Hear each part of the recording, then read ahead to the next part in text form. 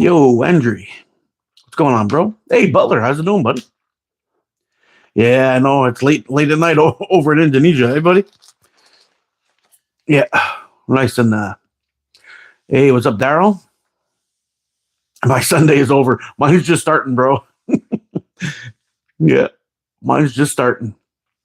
Spider the Gypsy, what's going on, bro? Tuck down. How's everybody doing?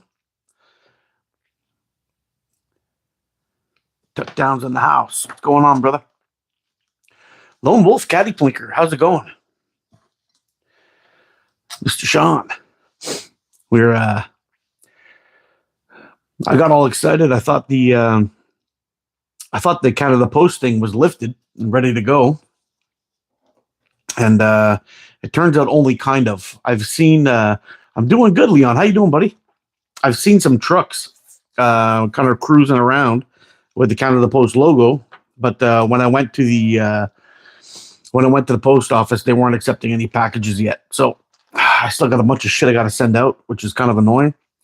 I want to get it out of here so bad because it's just piling up. But it is what it is. Adam, how you doing? I'm doing good. I'm doing good, Daryl. I was actually hoping to get out and do some shooting today, but when I woke up this morning, it was minus 26, so that was a no. No, we're not going to do that. Not today, anyway. Same here. They wouldn't let us ship to you. Yeah. I don't know. I don't know exactly what's going on. I think they're kind of working shit out, probably, which is a good thing, but hopefully it doesn't take too long to get things sorted out and we can get back in the game and really start pumping things out. That's why I've kind of went full stop on all the builds. I mean, I could have used this time to get a good stockpile of stuff, but I mean, what's the point really? If I can't send it out, I've got other things I could be doing instead of splitting up my time for all those kind of things. You know what I mean? So anyway, it is what it is. I got a couple of them I've got to make. I got to work on. I got some materials coming, and I finally got my bits and pieces. I was waiting for some pins to come in, and I got to tell you, I'm actually a little bit disappointed. They called me and told me because I like the brass pins. I'll show you why I'm disappointed in a second. I like the brass pins. And they contacted me. They said they had 2 left in stock, so I wanted both of them to make sure I had enough to add to my frames. But then they basically told me that they were missing one in stock. It's not there. They can't find it. Blah blah blah. So they only have one. And I said, okay, if that's the case, then just send me a stainless one, and I'll put a couple of stainless ones on there. I'll give you a look at that. So that was pretty nice. I think it'll look pretty decent, especially on like the black colored frames or maybe even the red. I don't know. I don't know if that'll look good. It might still look good, but I kind of like the red and gold. But I think the stainless will hold up longer and won't tarnish or anything, so that'll be pretty cool. But this is the brass one they sent me. See how off-center that is? I mean, look how it's supposed to be.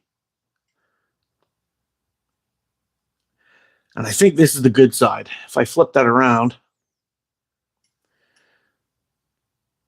no, maybe this is the good side. It's hard to tell, but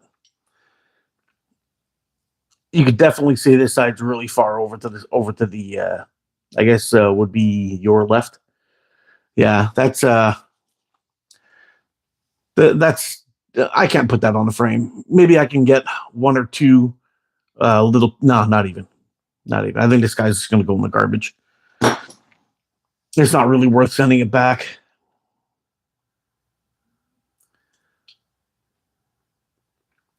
Hey, Al, I sent you an email, buddy. I know you asked me this morning if I was going live. I sent it back. It said it's not deliverable. Your email is full, bro. Yeah.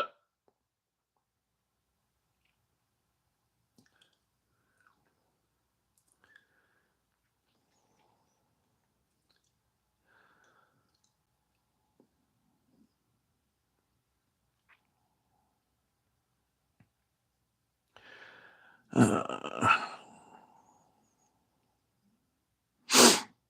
see if I can catch up here. See where we're at. Maybe he Giants fan, but he's still a good shot. Yeah, we all have our faults, man. Yeah, I'm also a Jets fan, but I've given up on I've given up on showing showing that stuff off. I love the maple leaf. Yeah, me too. I think the stainless ones. Oh, come on now, stop shaking. I think the stainless one's going to be pretty nice. It's nice and even, and once it's sanded down, it shouldn't tarnish at all. It should stay the same, looking like that all the time. So I don't know. I don't know what we're going to do just yet.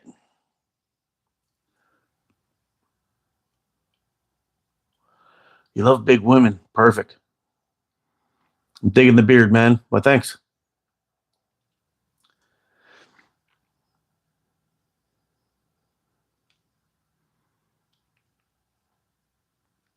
So you cut off a certain thickness. What did I miss there, Butler?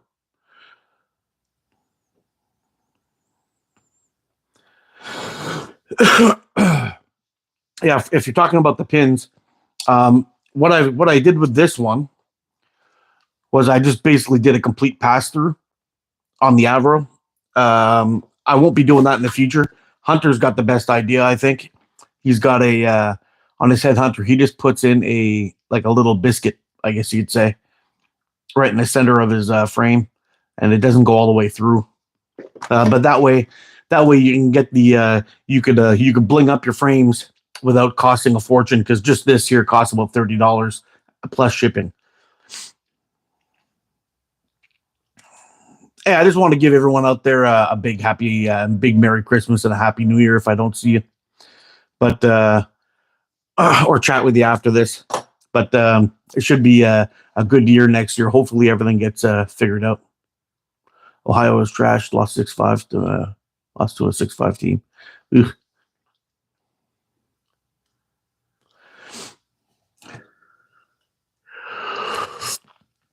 Yeah, I was definitely planning on going out to shoot.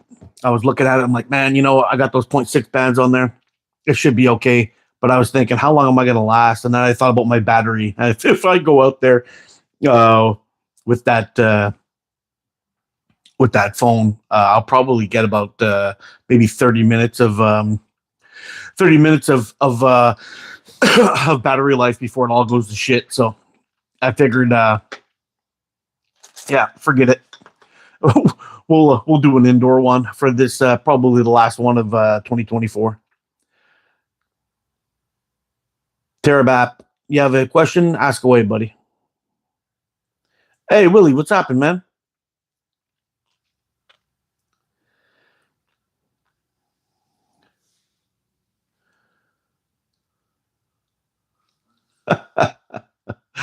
Oh, that's funny, man. Richard, you're funny.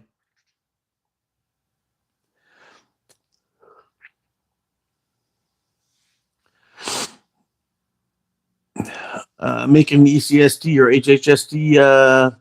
I'm hoping, man. I'm hoping. There's a lot of things to kind of figure out. The sooner I get the dates, the better.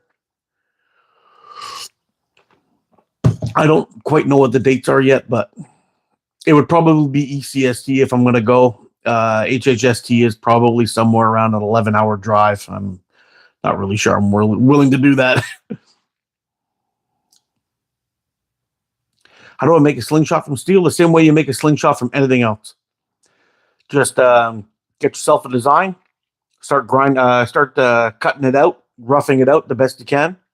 and then slowly but surely just start shaping it into the final shape that you want to make it. I highly recommend, if you have a even a torch would probably get you there. The rough shape out, then put a template over it, draw it off. I mean, I don't know what kind of tools you have, but yeah, that or a bandsaw, something like that would help you get there. What you doing? We're just here chatting some slingshots, hanging out with some buds. It's been a while since we've it's been a whole week since we did a live, and I figured it would be fun to come out here and chat with everybody and see how everyone's doing. Thanks. These are my good buddies down in the US. They have a company called Omega Slings. They're at omegaslingsUSA.com, and they've got a whole bunch of awesome stuff there. They sell a few really, really cool slingshots, a bunch of them. This one's one of the Spitfires. This is made by Andrew in the chat, but they sell these on their website from Prime Fork. Let's see if I can pull out a couple of others here. This is another one that they sell. It's a Spitfire made by Tim Henry, and it's another beauty. And this one here they've got on their website. This is the Medusa. And the cool thing about the Medusa is it's set up for long draw. Oh shit. You know what we're gonna do today? We're going to have a little bit of a giveaway going on today. We're going to do a little bit of a giveaway. That's what we're going to do. And where did my freaking Aries go? Oh, man, full panic mode. I got two of them, and I can't find either of them. Aha, I found you. Hiding in the corner. Oh, yeah. That's my black Aries. One of my favorite shooters of all time. And where did my other one go? Oh, they also sell these. This is called the Apex Plus. It's from a company called Wasp. Now, I think the coolest thing about Omega Slings is they get these slingshots from all over the place. So they sell some of Hunter's work. I think you could probably find one of these. I'm taking shots. They sell Hunter's work on their page, on their webpage, and a few other companies that are overseas, like Prime Fork. They sell some of those. They've also got some. Let's see. I think they got some sniper sling stuff too. They might have this pickle fork on there, but. They've got some hillbilly slings and wares stuff, which is pretty cool, like this guy. And here's the other Aries. Oh, I love this one. This one's so pretty. Look at that. With the Python micarta. Tell me that's not sexy. All right.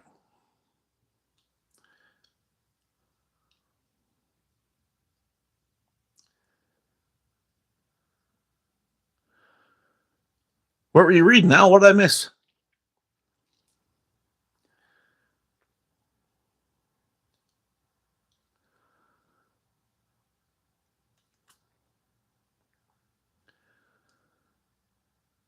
Is this a Slings channel? Yes, sir, it is. My name is Travis Bernardini. I'm 33 years old. I like Green Bay Packers football team. They're really good. I like them Green Bay Packers. Cool. Aries my go-to frame. Oh, it's nice, man. It's nice. I really, really like the Aries, and I really like my custom Aries that I made. It's pretty freaking badass. It shoots nice. I don't get it out all that often, but I should. Shout me out, please, Robert Jackson. Shout out to Robert Jackson. Now, if I can do that for you, can you hit that thumbs up button for me? Here are saplings made of plastic made from China, poor quality. You should check out if you get a chance to, Jonas. I would definitely check out Wasp slingshots. I'm sure they'll ship to the Philippines, and they carry a lot of these guys here. These are actually, here's another one that you should check out. This one is called the Wendigo. It is a plastic frame. It's definitely not poor quality. You could and you could do anything but throw this thing into a fire pretty much, and it'll take it. It's an injection molded plastic, very very durable. It's designed by my buddy Chuck and Steele over at Omega Slings, and it's sold by my other buddy Simon over at Wasp. So Omega Slings and Wasp has these in stock, and they're fantastic. They make and sell this one, and they also make and sell this one. Two fantastic slingshots.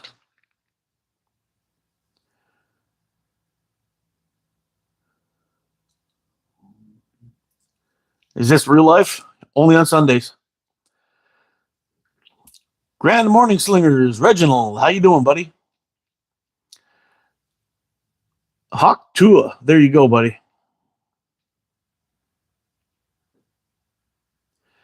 Shut me up, please. Marcus Beatty, how you doing? Jack Dawson, what's up, brother? You know, we're going to do a couple of giveaways today. I'm thinking we're going to do a couple. I don't know if I mentioned, but we're going to do a couple.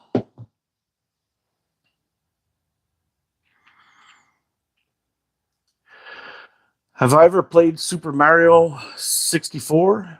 Yeah, I have, I think.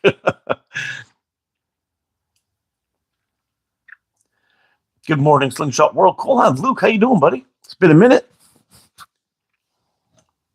Chad, what's happening? I'm doing okay today, Reginald. I'm doing okay. We've got a little bit of nothing going on today. To be honest, it's way too cold to get out and shoot. It was a minus 26 when I woke up, and it's probably around minus 19 now. So I was thinking about going out to shoot for a little bit, but man, I won't be able to last long. The battery will only give me like maybe 20 or 30 minutes at that temperature. What kind of mic do I use? I use a Hollyland C something or something C. You find them on Facebook and Instagram. They got two different models. You find them on Amazon. They got two different models like this one. I'm going to pull out the mic just for a second to show you. You've got a little piece that plugs in like this. It's got sound canceling down at the bottom. And they've got one with UBC, and they've got one with the lightning plug for those crazy Apple users.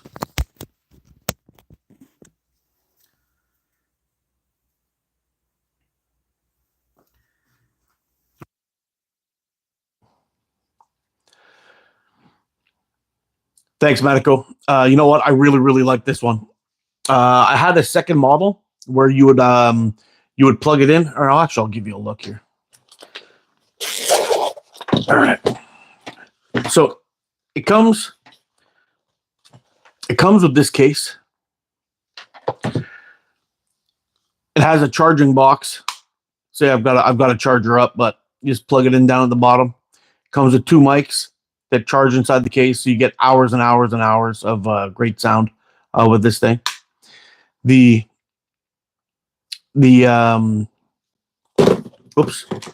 For windy days, it comes with a dead cat to put on there, and a charging cord, which I keep inside the box. So I've got about 1,000 of these things now. And I just took an old Samsung charging block and I throw that in there just in case I'm out somewhere and I want to charge up my goodies. I just do that if I don't have a power bank handy. But it's a very, very good kit. Definitely worth the money.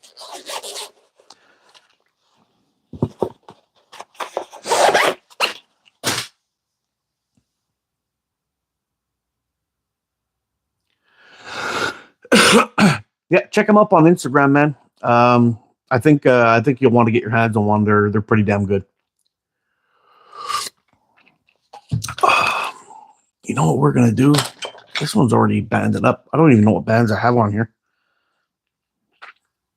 With a kangaroo leather pouch.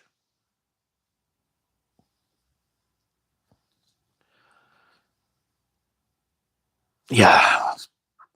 Freaking love this Slingshot, man. Might be the sexiest thing. And you know what's funny? Both of these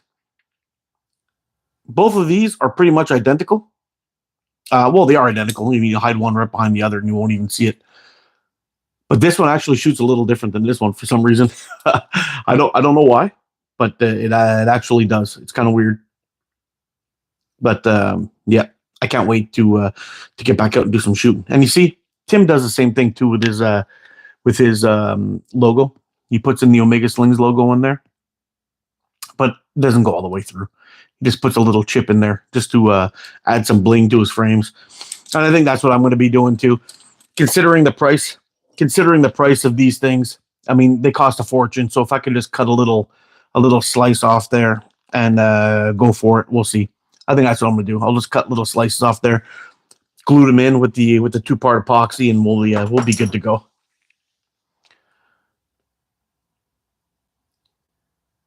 Hit that coffee hard hat and get it. Yes, sir. What's going? Lone Star Catapults. How you doing, man? Ben Miller, what's going on? It has been a while, my friend. What's been going on? I gotta tell you, man.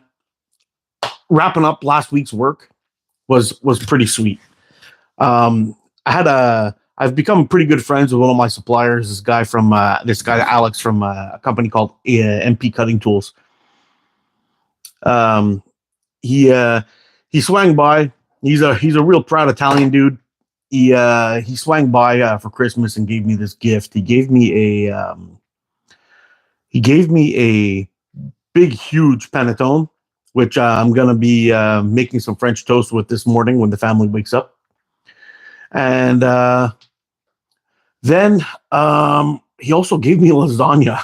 He's like you could see the pride in his face, and he's like, "Oh, dude," he's like, "Just wait."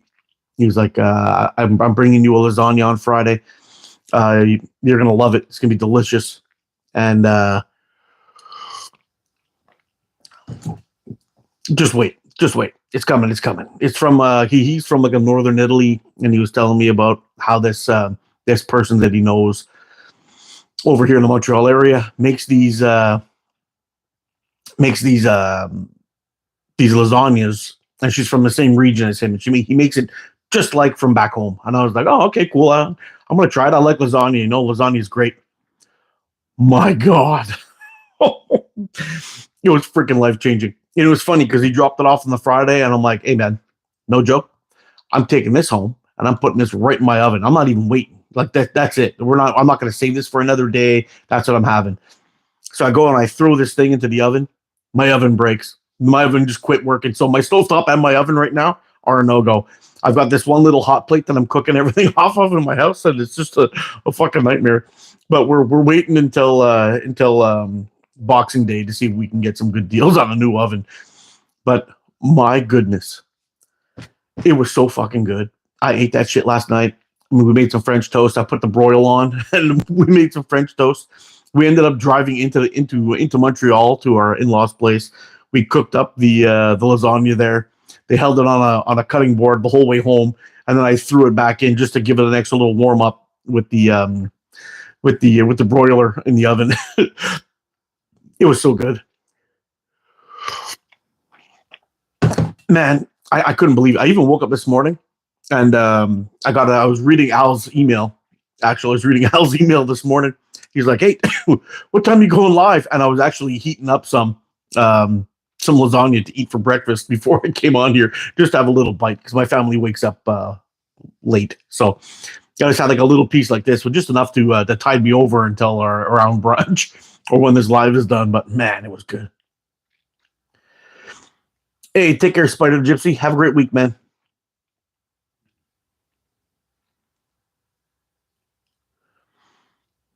Oui, French toast. Yeah, it's gonna be good, man. And the panettone he sent me too. Like, I've had a bunch of those things before.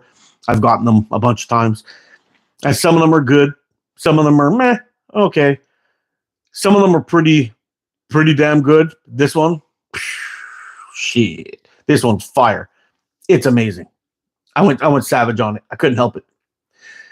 Busy out here, man. I've been seeing your builds, and brother, you're doing great. Hey, thanks, Lone Star.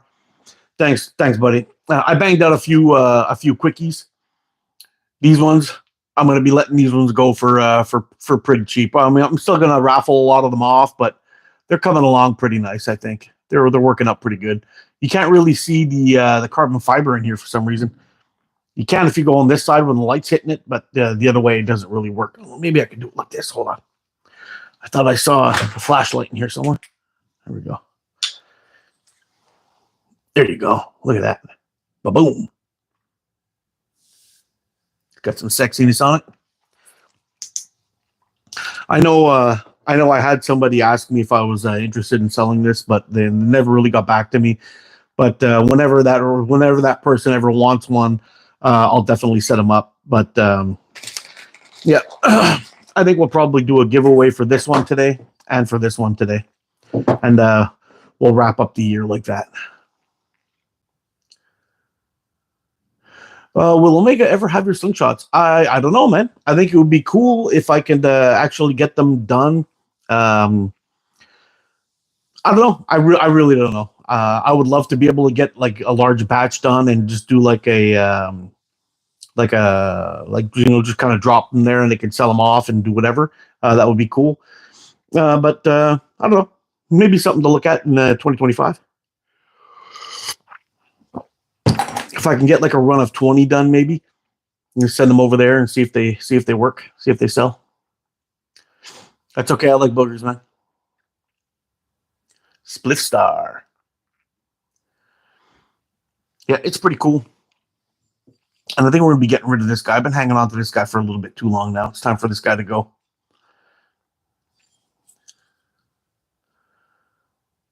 Carbon fiber adds a classy touch to the clips. Yeah, I think so too.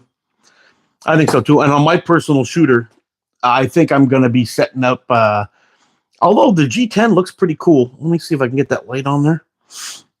The G10 still looks pretty cool. See how the G10 looks? It's all right. G10 looks pretty cool. But on my personal shooter, I'm thinking about switching this guy up to carbon fiber clips also. I freaking love this slingshot. Like, I cannot stop putting it down. Freaking love it. If I had to keep 2 slingshots at this moment, it would be my Avro and this Ares. Would be the 2 slingshots I would keep. I would live happily. Hold on. I would be able to get by with only those 2 slingshots for the rest of my life and be somewhat content, I believe.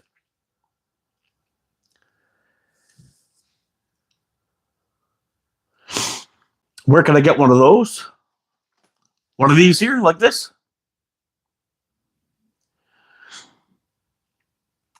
These would go to Omega Slings. You can find these at omegaslings.com. omegaslingsusa.com. And these ones here that I showed, it's me who makes these. So whenever I have them up and ready to go, I put in a raffle for them.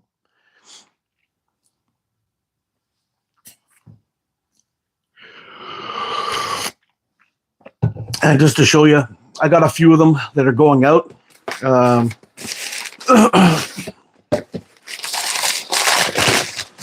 got a bunch of really cool materials coming. So it's going to be pretty sweet. I just can't wait to get this one into my buddy Leon's hands. This is probably the prettiest slingshot I've ever made. Have a look at that.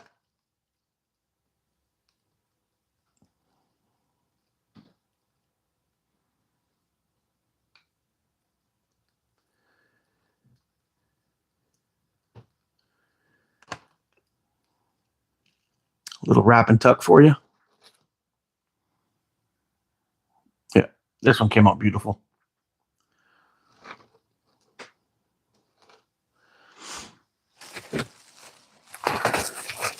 But I think once we get this one into Leon's hands, I'm gonna order some similar materials. I'll probably never make another one that looks exactly like this. It's probably going to be a one-of.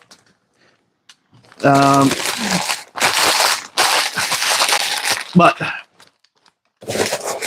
that'll be going in off to Mr. Leon's shortly. And After the strike, I tried to mail it out. Hey, what's up, Ropa? After the strike, I tried to mail it out. They said it was open, but I saw the trucks driving up and down the streets. But when I went over there to say, hey, what's up? I got some stuff to ship. They said, no, we're not accepting any international or any packages at the moment. So I was like, oh, fuck. Okay. I guess we got no choice. We're going to have to wait a little bit longer. I'll try again Monday or Tuesday. Probably Monday. They might be closed Tuesday. But if not, they'll all go out in the new year.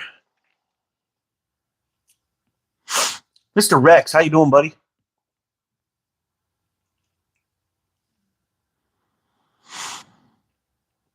Oh, man. Yep. Got to get a couple of get a couple of these natties rebanded up. Once winter starts, I like to shoot natties quite a bit because it's a little bit cooler on your hands, or a little bit warmer on your hands. The grain in that thing, man. It really has like a bit of an R value to it, so you can actually get some shooting down without freezing your hands. So that's what my plan is. I'm actually thinking about making an Avro with a split core like this one.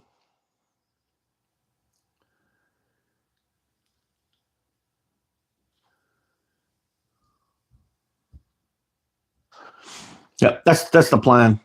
And I think this one's not quite finished yet. I think we should definitely put a little pin in there. I think that stainless pin will look pretty badass. I was actually thinking about putting the stainless pin here, and I actually got an old coin. I don't know how I'm going to attach it because I don't want to lose it. But I got a really, really old coin. I think it's like a I can't remember what he told me. But I'm thinking about putting that down here in that little palm swell. Just putting that in there. But it's not a normal shape. It's kind of screwed up the way the shape is. So I can't really just glue it on. I might have to try to flatten it out and just glue it onto it. And hopefully it stays there. But it's I think it's a Saxon coin. I think that's what he told me.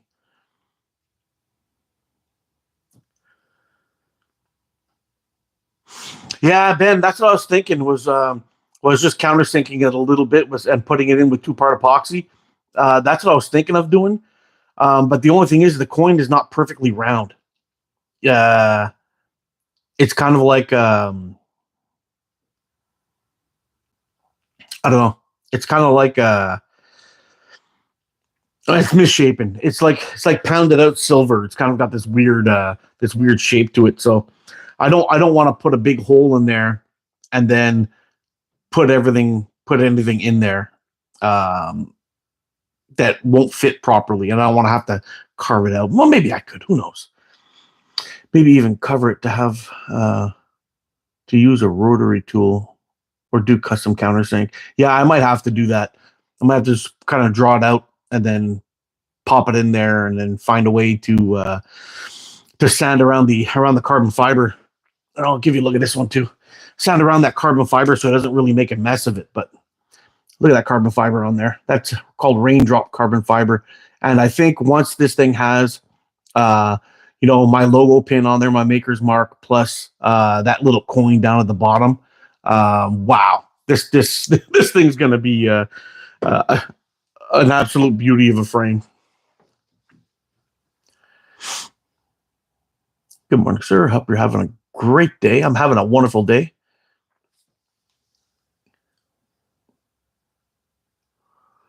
That would look crazy nice. I agree, man. I think it would be freaking nuts, actually. And this thing holds really, really well. Shoots great. All in all, I love it. I think once this thing is banged out with a little beauty of a maker's mark in there, plus that coin down at the bottom, I think it'll be off the charts nice. Like collector's piece for sure. I mean, it's pretty close already. I think it's beautiful with the split core in there and everything like that. I think it looks pretty badass. But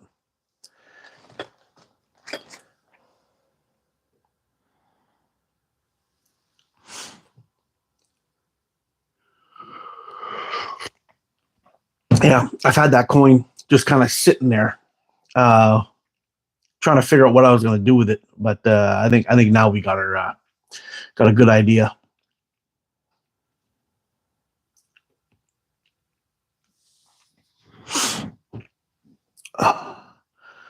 I'm wondering. Yeah, I'm wondering how I can do this, make this work.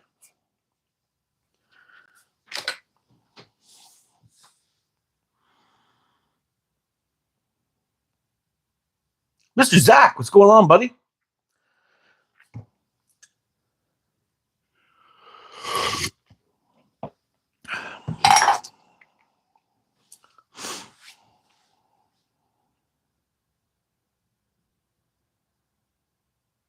A few screenshots I saw of yours makes me want to try carbon and GTM custom builds myself. Go for it, dude. I mean, it is expensive stuff, but it's not like obscene. If you could work with G10, I think you could work with carbon fiber. The only thing I would say, just to save you some time and some heartache, like I went through, is use carbon, not carbon, diamond grit saw blades to cut it. I've tried a bunch of different ones. I've tried a tungsten grit. I've tried metal saws. I tried all kinds of things. They don't last. They get hot. They burn. They burn your material. They burn out. They change colors. I would definitely use. I used to do all kinds of odd shaped inlays on my flutes, Mark. Oop, take your time and you can do it. Yeah, I think so too. I think so too. I'm gonna work on that. We'll get that one completed with a nice pin and that coin. That coin, frick, that coin's gonna be freaking awesome in there.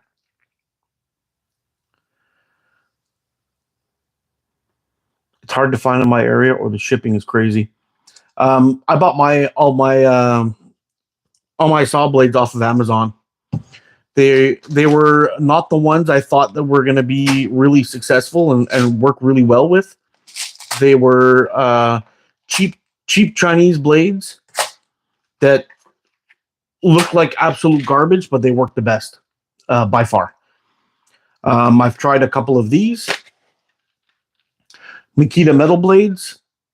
Meh, they're okay. I've tried. I've tried even those Diablo blades, the Diamond Diablo blades. They were obscenely expensive.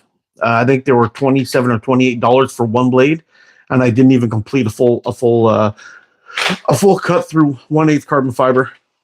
So I'm going to be pretty much using only those Chinese blades from now on. For $35, you get 5 blades. One blade will last quite a long time. You'll get a lot of cuts out of it, and it works really, really well. So if you have Amazon in your area and they're selling those things, I would definitely get one of those. It's hard to find in my area. The shipping is crazy. You should try BAM's Can Challenge. What is BAM's Can Challenge, Zach? I haven't seen it yet. I saw the post come up, the video, but I haven't had time to watch it yet. I've worked carbon fiber before, and the blades don't last very long. No, they don't. They really don't. So since I've been using those gold, those really gold, cheap, ugly looking blades from China, they're working fantastic. Diamond grit, definitely the way to go. I originally tried hit streak on a can. If you cut before, keep shooting until what's left you miss. Oh, cool.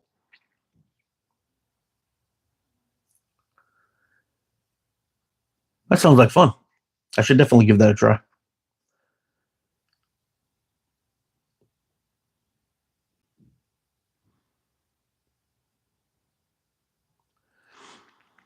I mean, usually when I'm out just practicing or recycling, as I like to call it, I'll shoot cans.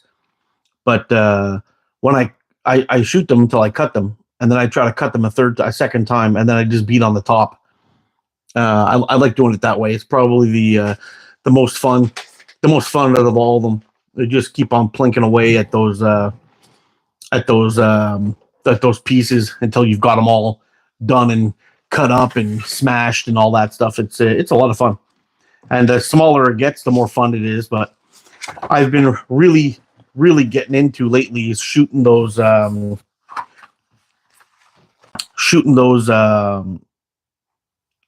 what do you call them? You know, tomato paste cans. Yeah, they're nice and small, and they shoot fantastic. They plink and they cut, and you can do all kinds of stuff while you're shooting at them, and they're a lot of fun. Um, let's just get this done here real quick.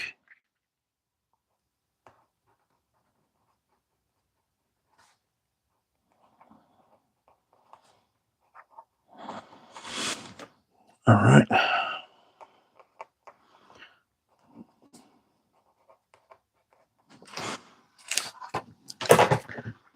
All right. So I got 2 frames to do a giveaway with today. We're going to be giving away this Wasp, and we're going to be giving away this Avro. Now, if anybody's interested, let me know. It's a complete giveaway. So I'm not really sure how we're going to do it. I don't really like doing a little scrolly back and forth thing. But I don't know. We'll see what we can do here and get one of these sent out to somebody. I think it'll be fun. And I've been wanting to get rid of that Wasp for a while. That purple one's really nice looking. So, all right. So,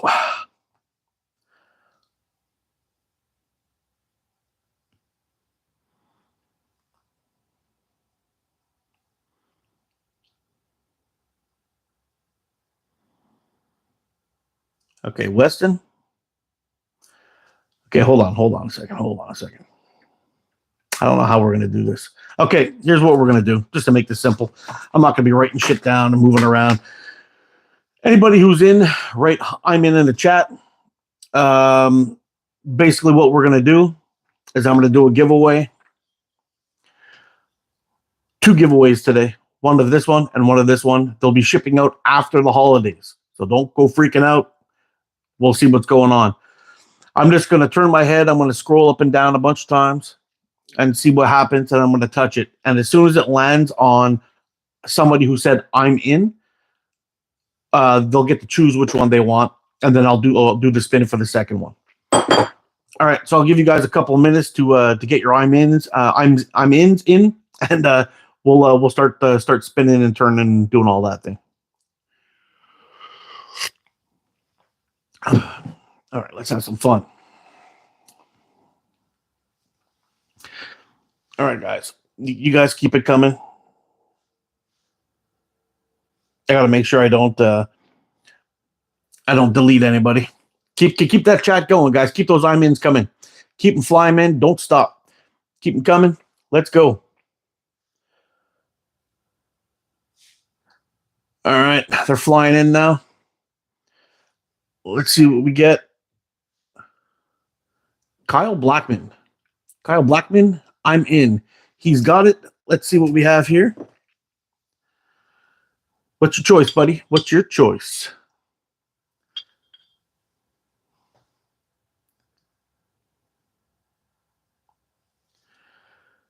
Kyle Blackman, what's your choice?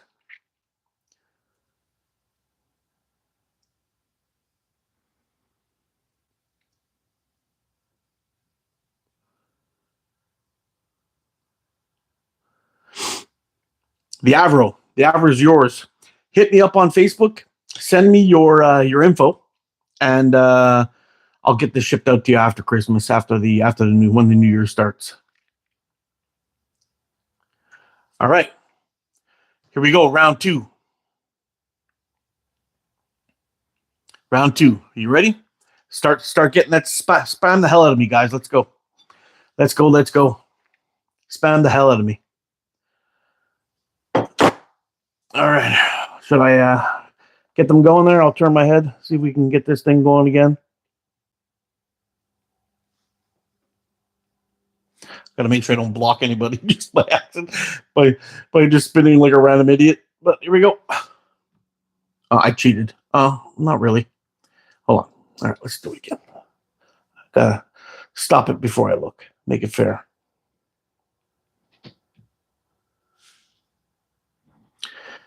Adventures with Piper, Mr. Patrick.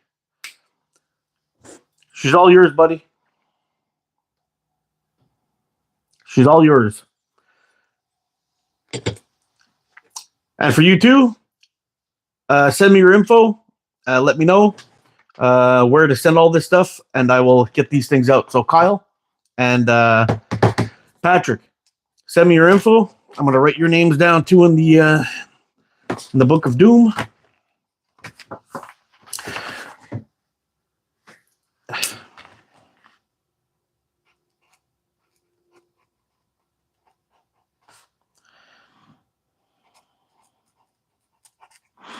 Venator for Patrick and Kyle.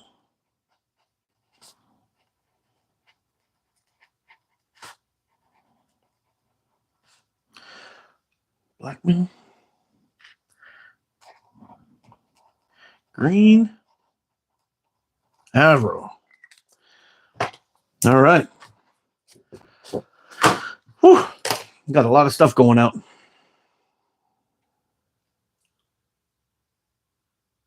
So remember to both of you guys, just to I have a G10 Venator. It's amazing. I love it, dude. I love it. When the Venator first came out, I did a video on it. I was one of the first people to do a video on this bad boy. It was a black one that I got with a gold. I wonder if I have it somewhere here. Show it to you guys. It's an absolute freaking beauty, the Slingshot.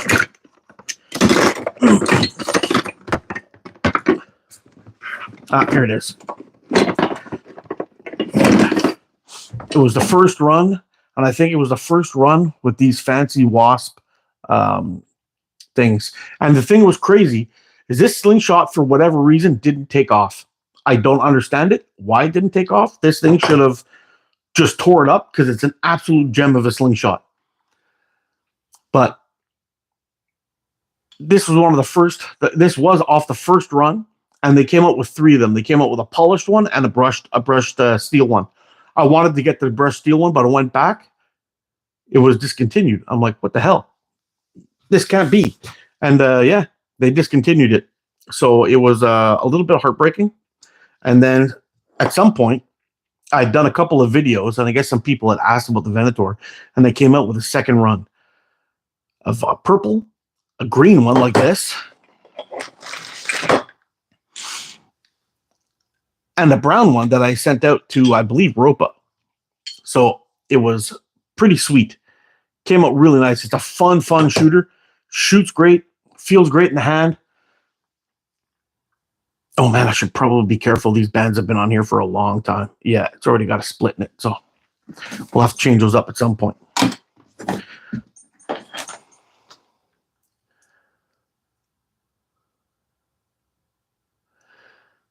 Your video is what made me buy it. My first wasp frame. Oh, I'm telling you. And I guess you like it probably. You know I wasn't lying, right, Zach? Yeah. Yeah, email it to me, Patrick, please, if you can. I don't know where I put it. I had everything written down in a book, but I don't know. I've kind of lost it. The Venator is a great Slingshot. 100%. I'm trying to, yeah, you sent me the brown one. It's nice. I never really bought a Slingshot frame, but always made my own. I'll tell you what, Ben. I had made a couple of natties like this one. I've got a couple of others lying around, and I've sold a few. But I've never really put my brain into making my own design until I came up with this guy. And now I'm kind of I don't know, man. I think making your own slingshot, I think everyone should do it because it's pretty sweet. It's pretty sweet. Hey Kyle, I don't know if you or if you follow me on Facebook or not, but if you hit me up on Facebook Messenger or Instagram, you can send me your information there. I'll mark it on down, and then as soon as I get an opportunity, I'll get to the mailbox and or the post office and send them out if they're taking them.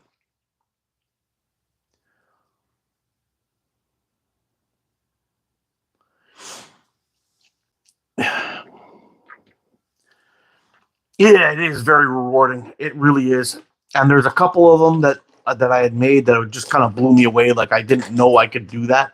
I really didn't. That one that Rick won in a raffle, Hillbilly Slings and Wares, is probably one of the coolest looking frames I've ever made.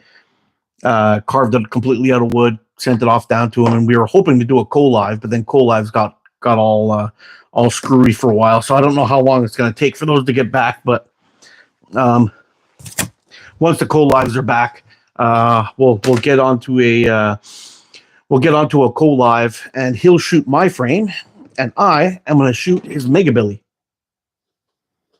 Mega Billy's not in there. Ah, there it is. That's the Pickle Billy in that one. This is the Mega Billy. Yeah. But it's a lot of fun. I mean, these little Avros that I'm making, I've got like this will be kind of like the budget line, I guess. And then there'll be a higher end line that'll be coming out. But this is the Mega Billy.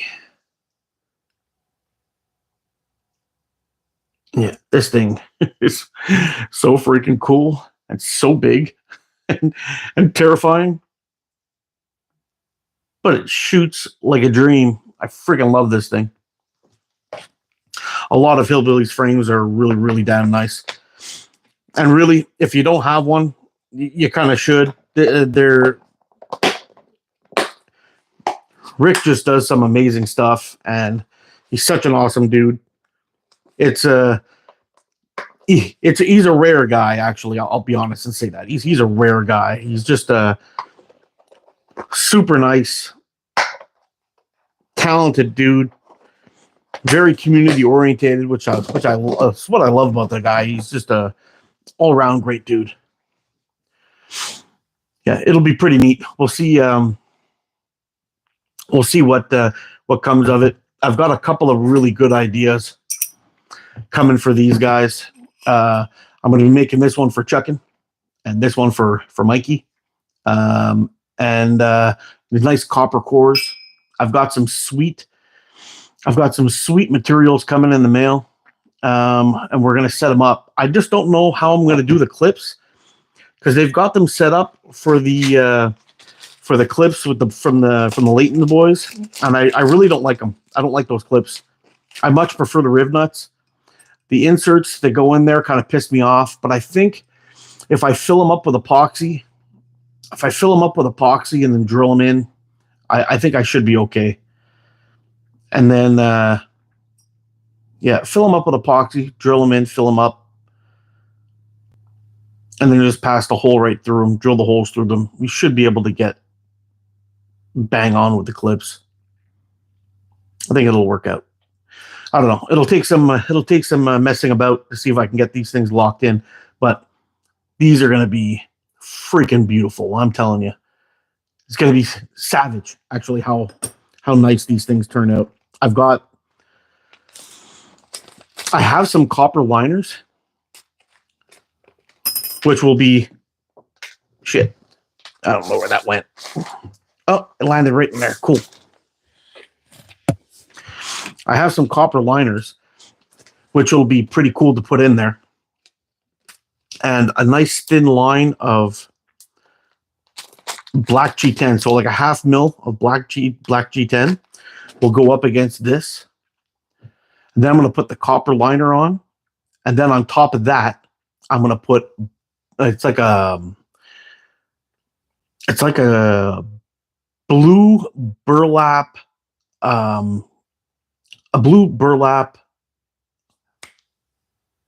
micarta. I think it's gonna look. I think it's gonna look freaking amazing. I'm gonna be kind of pissed off to have to let it go. Actually, I think we'll see how it turns out. But if I could just get these holes filled up, I wish they would sell these things without the holes in them, just straight up like that. Because the little push-ins that they use, I just can't get behind them. I don't like them. Their clips are nice. The silver clips are nice, but I think with the blue burlap and maybe some carbon fiber clips right up along the top there, just zip it out.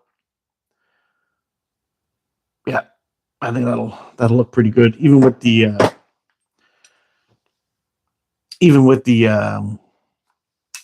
whatever you call that thing, the Spitfire. Just waiting for those materials to come in. They are on the way, so it should be pretty neat.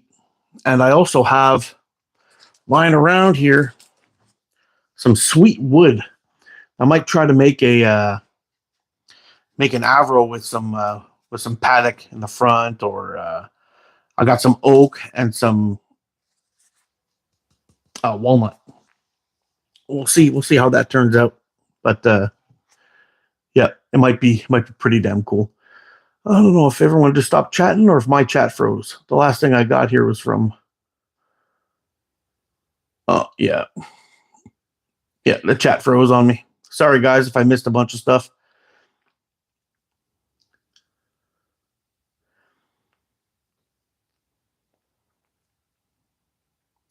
Great giver. Congrats to the winners. Mark is the man. How you doing, Larry? Have no fear, Canadians here. Web shooter. Oh, wow. Yeah. Okay. I was chatting for a long time, and turns out that my chat was frozen for a long time. All right. Sorry, guys. If there's anything important, I'll get back from Canada all the way to Barbados. Oh, wow. Are you in Barbados, Kyle? What's up, Chuck and Steel? Wow. Yeah. Jeff, what's going on? Jeff, I tried to ship your package along with Leon's and Chuckin's last week on Thursday or Friday. I can't remember which day. And they told me they're not accepting packages yet. So it'll come. Don't worry. I'll try to get it out next week or just after Christmas, after the holidays. They should be accepting packages again.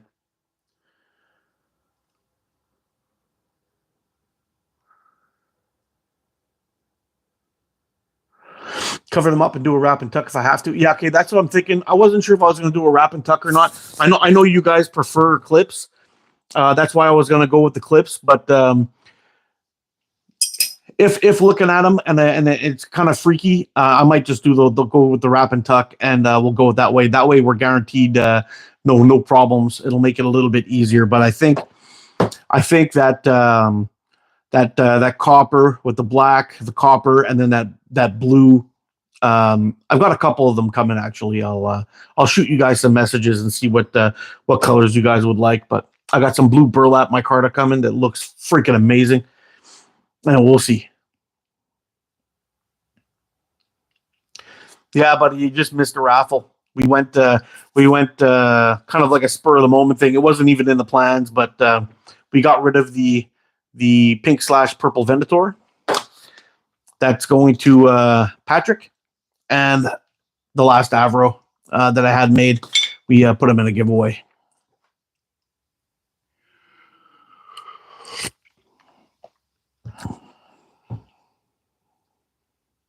Got to roll out, guys. Have a great day. Take it easy, Rex. Had to drive. I'm back. Hey, what's up, Butler? Welcome back, buddy. Congrats to the winners. It was a free raffle. I guess you did miss it. Yeah.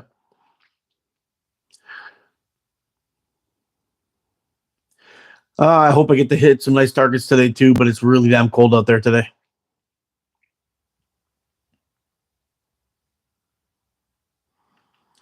Cody Gore, Mark, been a minute. Yeah, got a lot of people popping in. It's been a while since I've seen. It's nice. It's nice to see some old faces coming back. Oh, damn, I've been eyeballing that bubblegum one. Oh yeah, yeah. You know what? I actually out of the three colors that they released, the brown, the green, and the purple, I was really torn of which color I should keep. If I should keep the purple or the green, but yeah, the green won out. But I'm telling you, the purple is like it's like eye candy. It's really damn nice. I think they have them on Omega Slings though. If they still have some left, I think you can pick one up there. I think they still got them. Yeah.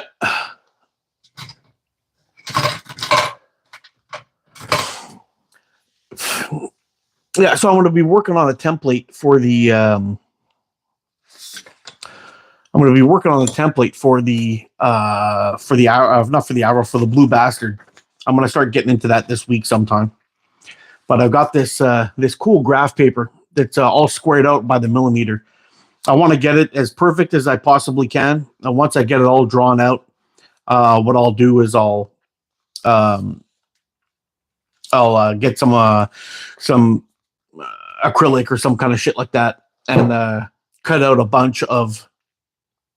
I'll cut up a bunch of templates, and then in the new year, I'd spoken to one of my buddies that I do a lot of business with through work, and see if I can get some templates cut out and some aluminum cores. I'm hoping to get some aluminum cores, probably around 6 millimeter or 4 millimeter, maybe 5, something like that, somewhere in that range. I don't like them too thick. What am I rattling? Oh, I was messing around with my little screw bits. I've got a bunch of stuff that came in the mail this week. Sorry if I'm driving you nuts, but I got a bunch of stuff in this week. I got some new screws, 2 different lengths. I got some red caps. I got some stainless steel rib nuts. I got some more screws. These ones are the ones I just showed you were 10 millimeter, and I believe, or these ones are these ones are 12, a little bit longer. I also got a couple of fresh drill bits in, so we can keep those holes nice and clean. I got a couple of Maker's Mark pins that finally came in. I'm really disappointed about this one. Look how off center that is. I can't put that into a slingshot. I don't know what I'm going to do with that, but it's probably going to wind up in the garbage. Waste of $30. Yeah, I mean, this one's perfectly centered. The stainless steel. See how it's supposed to look? That don't look good. This one doesn't look good. So I think I'm going to be going to the stainless. Yeah, and that's all. That's all my goodies I got. And I think I put and the black riv nuts. The black riv nuts. These, don't mind the holes in the back of this one, guys. That's why I kept this one. They're all kind of wonky. They look good in the front, but they're kind of screwed up in the back. But I've figured out that problem.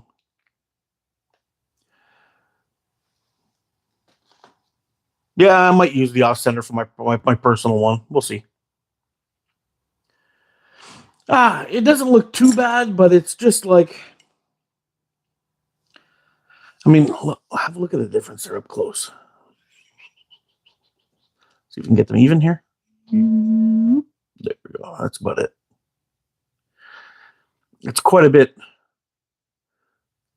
off center.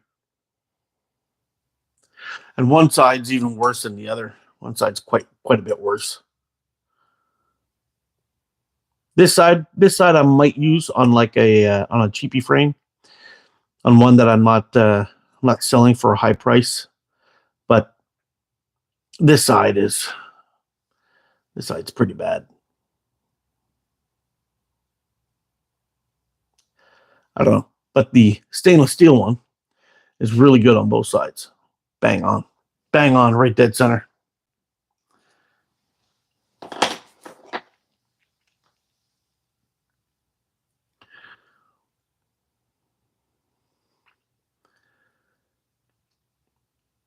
It would be the first time I was told I was off center. I'd use that sucker, dude. All right, well, maybe I will. We'll see.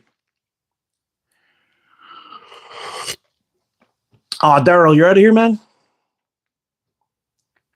Hey, you have a Merry Christmas. All the best to you and your family, bro. Thanks for all the support, popping in the channel. You're a good dude, man. Maybe one time we'll do a cool live together. It'd be fun when it's not so freaking cold outside.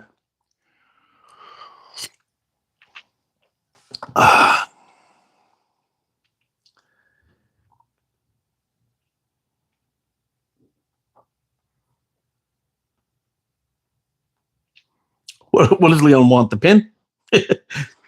Yeah. Yeah, we'll see. We'll see if I'm going to use them or not. I'm not sure if I'm going to use them, but maybe I will. Maybe I will. I don't know. 1965, yes, sir. It's kind of funny that it took so long because they got the idea from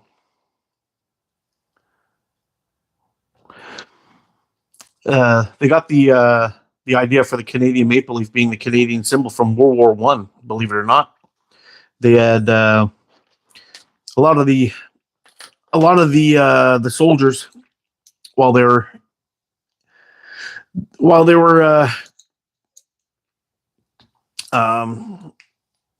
in the trenches in World War One. They were putting those signs on a lot of the things, and they're hiding underground and all that stuff. They were signing off, and they had a Canadian maple leaf on their uniforms, or it was just a maple leaf at the time. But yeah, for the flag, that's it. That's it. 1965.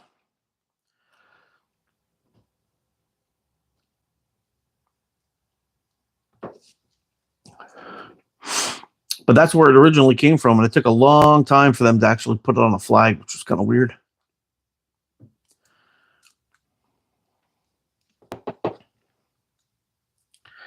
Did I do it again? Yep. I always do that. I'm trying to get my Aries all dolled up. Actually, I don't know if I've given this guy the. Oh, it doesn't seem that bad. Okay. Well, one thing I always do with all the slingshots that they get is I take a little bit of 400 grit sandpaper and right inside here on the clip on that edge where the bands will be pulling across, I like to take that 400 grit and I just give it one little turning pass over the top to make sure that I round out that corner a little bit. I've had a couple of frames that snapped at the fork and hit me in the face because of that. One of them was my HGH. Yeah, that one got me real good. And it was funny because when it arrived, Jeff, you out here, bro? Take it easy, my man. Take it easy. Take it easy, Patrick. Set my address via me. Perfect. I'll take it down, put it back in my in my new book that I got, my little address book, and I'll have it forever. Next time I want to send you something. Yeah, it probably does. It's had the same time since I don't know, at least probably 10 years. we just left it there. We used to have that downstairs in the basement. Not in the basement, on the ground floor, but when we painted, we took the clock off and we decided we didn't like it. So it's kind of been sitting right there forever. We come by, we dust it off sometimes, and we never we never change the time. The batteries are dead. Whatever. It'll probably wind up in the garbage at some point.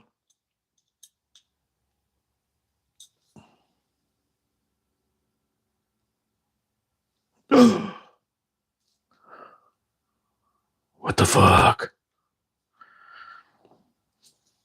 Oh man, that's bad news, man. My clip just broke. I don't know what the fuck just happened. I'll have to make a new one.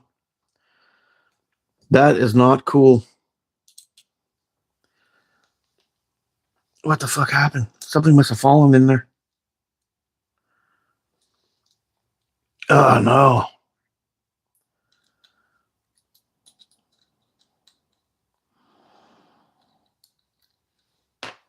Oh, look at this. Something fucking wacky just happened, guys.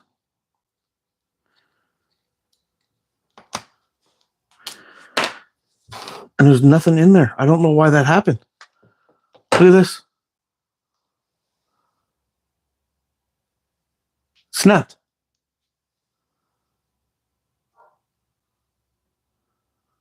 Fuck.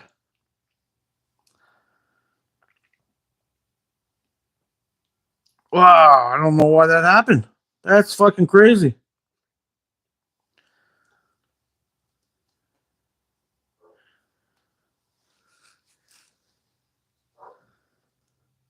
What did I do?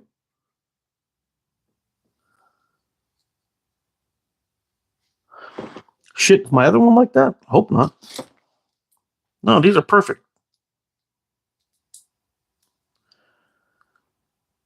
I wonder if I can just swap one out. Let's see. He can send you another? Oh, cool. Well, I hope so.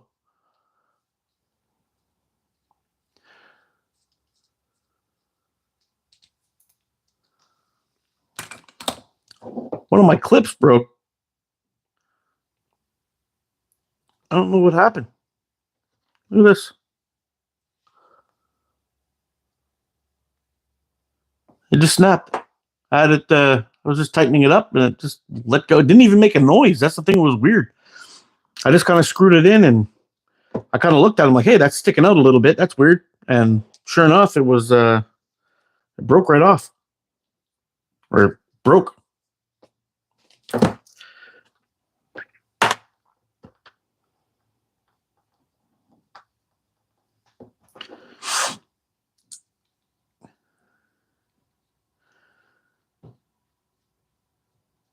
Maybe I'll just make a couple out of G10 or carbon fiber. I won't even bother them. Off my Aries. These are my Aries, Leon.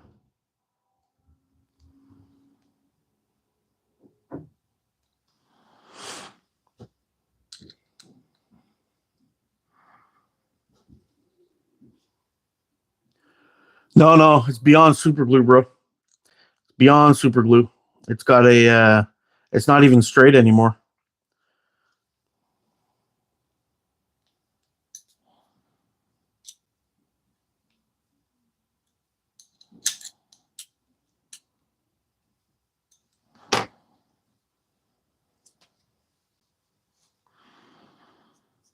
Well, at least it was on the bottom one, so.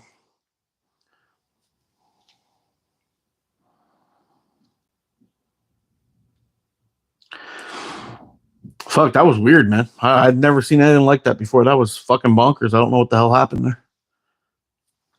Yeah, all right.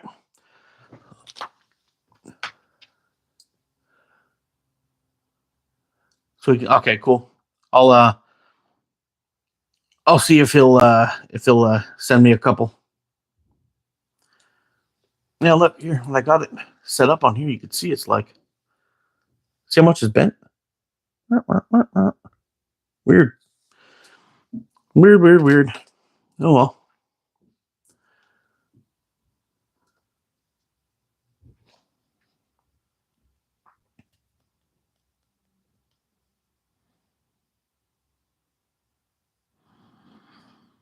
Oh well.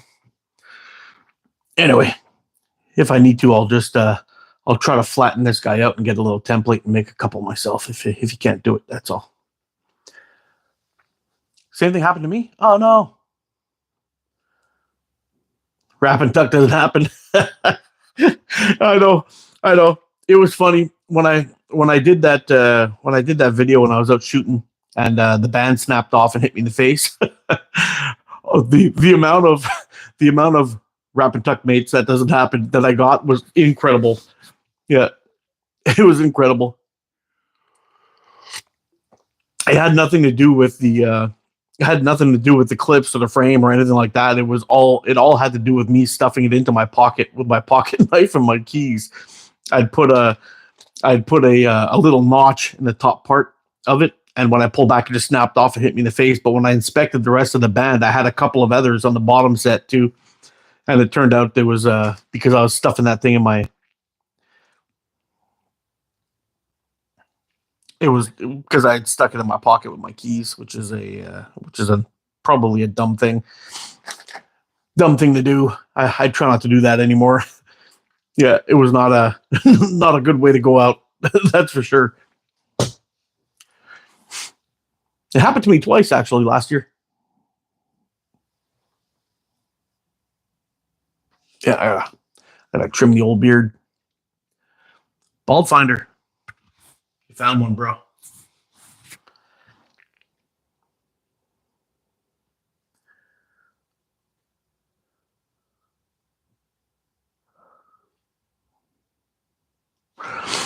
Do you think it might have something to do with the way he puts that little groove in there? You think that might be it? I mean, it's great for holding bands, but maybe it's giving it a pivot point. That might be it too. I like it subbed. Well, thanks, man. Cheers, Bald Finder. Hit that that thumbs up button for me too. I'd appreciate it. Liked and subbed. You're the man.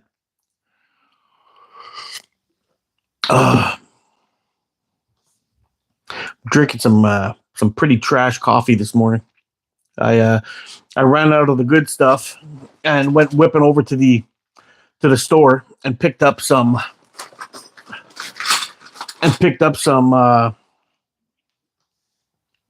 Folgers. Figured it would get me through, but it's not so damn good. No, they're not carbon fiber. They look to be micarta.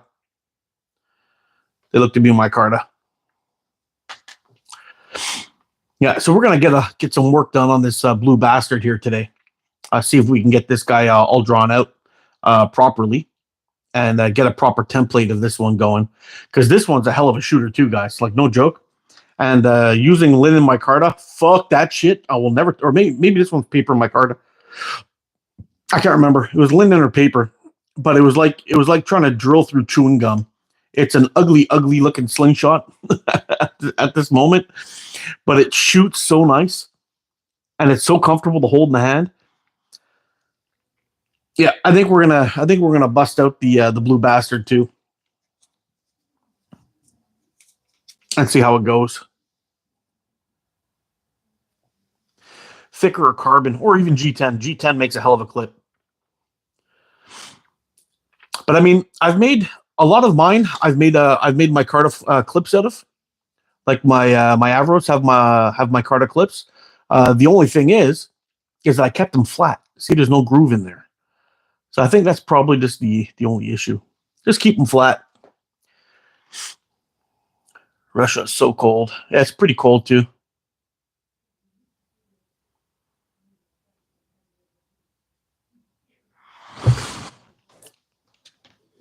No, and to be fair, guys, I've had my Aries for a long time. It also has that groove in it, and I've had no problems with this one. The clips on this thing are just perfect. And actually, here you can see here it's got like little eyebrows on there. It looks like that seems to be where it started to go wrong. So I don't know, but on this Aries, it was not a problem at all. The clips on these things are solid, perfect, bang on. And no issues. And it's funny because I'm not really one to really over tighten my frames either. I just kind of give them a turn until they get snug, and I give them an extra quarter turn, and I love it. I drop it right down there. Yeah, I love the blue bastard. The blue bastard's a fun frame to shoot, man. And I was a little concerned about using copper for the clips. Did I use copper? Or did I use brass for this one? I can't remember now. No, it was for my other. Where the fuck did that frame go? I haven't seen that thing in a while. My other Aries that I made. What did I do with that thing?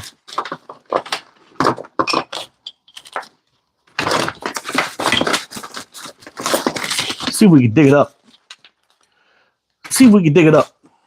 It's been a while since I showed that guy. It was a bit of a fail of a slingshot, to be honest.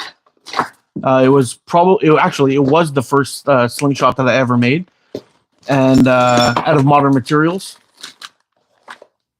Is that true? Might be my second, but I bit off a little more than I could chew for a first frame, and or for a first or second frame. Ah man, I don't know where it went.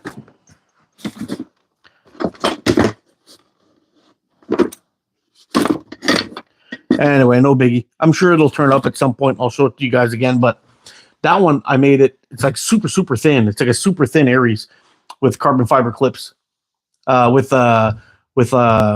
copper inlay carbon fiber, which looked pretty damn cool.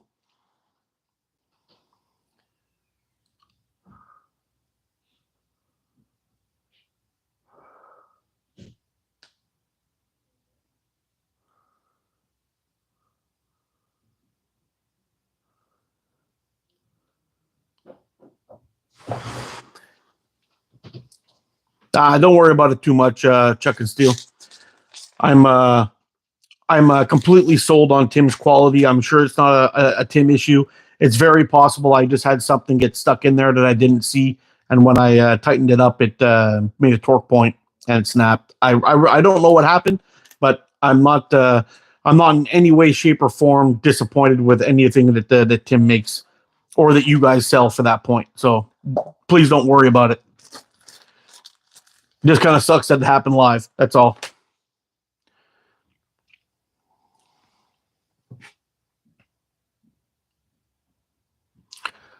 Masadula. Hope I got that right. How you doing, my friend? Cheers. Oh.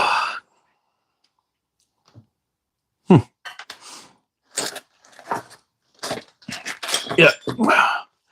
I even have I still have the prototype. This is the prototype of the Avro, which was was kind of disastrous.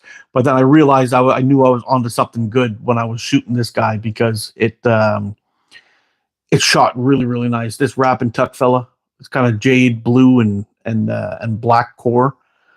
This was the first Avro that I ever made. The little hole in the bottom was all off. Everything was wrong. It just didn't work out the way it should have, really. But this frame, I was like, oh man, I was out there plinking with it. And if it's warm enough this week, let's do a live shoot together. 100%, dude. I was gonna see if I could hit somebody up today, see if they wanted to do a cold live, but I realized that minus 26. I'm not hanging out in that. I'm not doing that this morning. Yeah, it came out as a good prototype, bro. But yeah, if we have a decently warm day, anything under minus 10, I'm in chucking.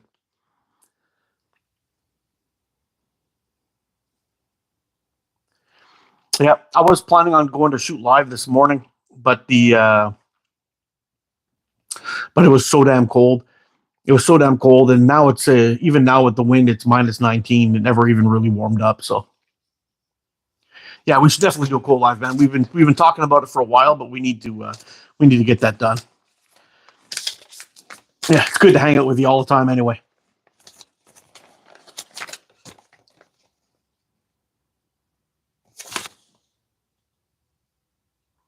Wow. Just found a lotto ticket from 2023. I may be a millionaire and not even know it. Actually, this is actually done now. So I couldn't even win any money even if I tried off that. Need an indoor range. I'm actually working on it in my garage, but sadly my garage is embarrassingly, disgustingly messy, and I wouldn't want the public to see that me just shooting in my garage. So once I get the old garage all taken care of and ready to go, I'll set up a nice little corner to corner indoor range. It won't be quite 10 meters, but it's like 9 meters. I'll be able to shooting distance, so it'll be good enough. It'll be good enough to shoot and chat with. That's for sure.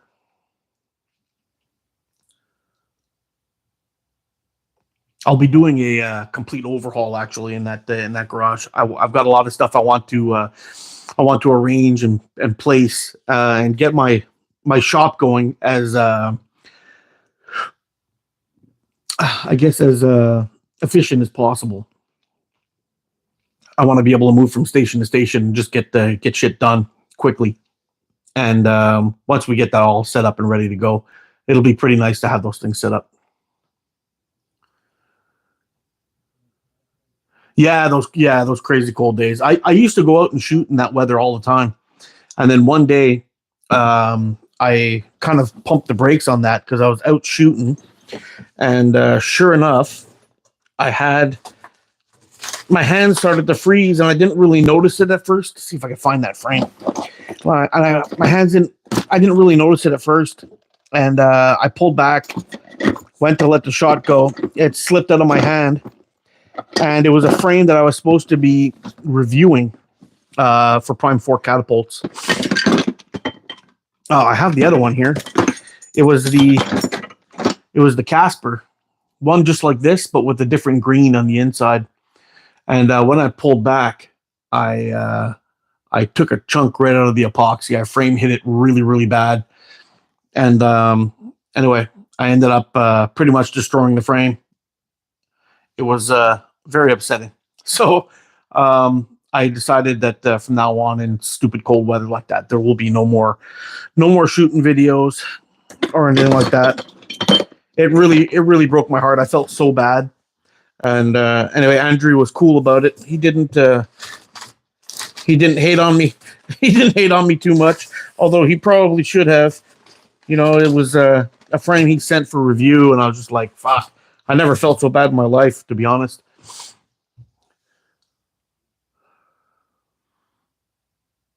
Oh yeah, and those epoxies that like epoxy resin. It's like I guess it's a resin, we'll call it. Those things just, you hit that with the steel, it just blows right up.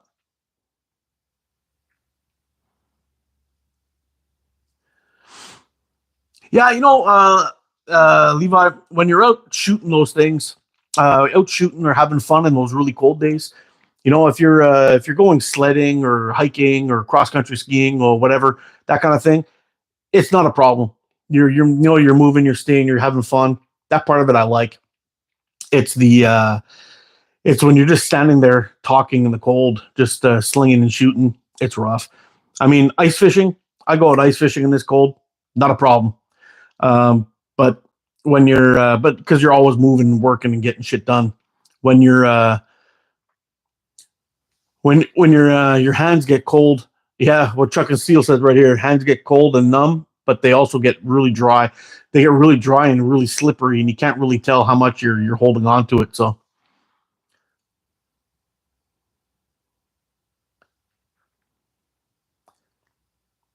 yeah, that's what I'm talking about, Levi.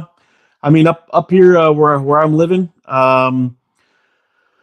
wintertime for us is we were running around the woods, building forts, making fires, having some fun, doing that kind of stuff. That's the stuff that I used to do when I was young. That's what I do now when I'm old. But just standing in the backyard and slinging and shooting and chatting is not doesn't tickle my fancy. But going out for the ice fishing kind of thing, uh, hiking, even winter camping, you're constantly moving, doing stuff. I like that. Hey, what's up, Coin? How you doing, buddy? Today, can I have money without a checkbook or credit card? When I was growing up, we had things called an imagination. You'd be surprised what a stick would become. Oh yeah, 100%, man, 100%.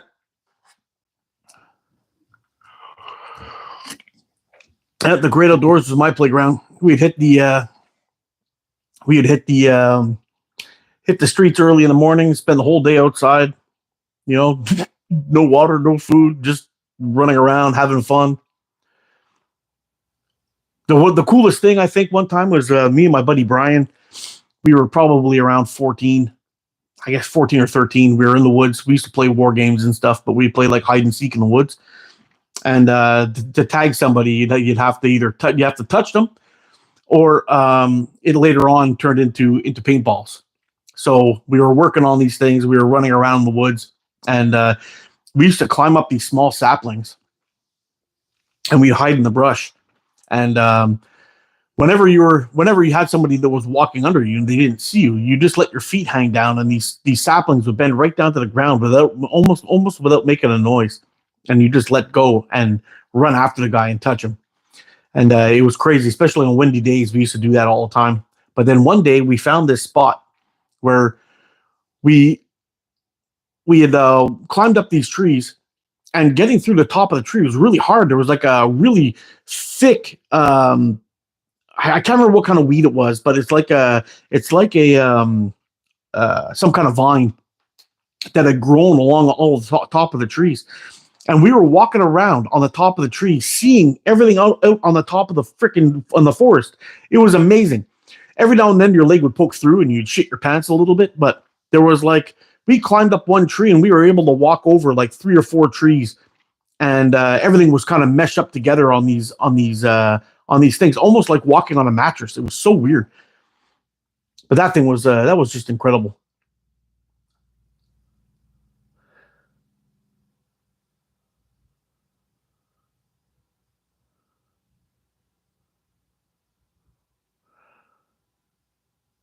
I spent time up in Anchorage, Alaska. Amen to that. Yeah, man. The older I get, the less that I can take the cold. I know my buddies used to make fun of me because whenever I was ice fishing, I used to drill the holes and just clear the ice out with my hand.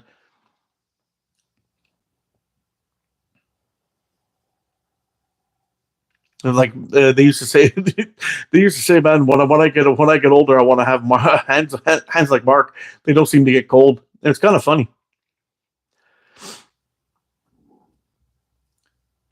I usually stuff and I speak quickly, so sometimes it doesn't type out correctly. Yeah, no big deal.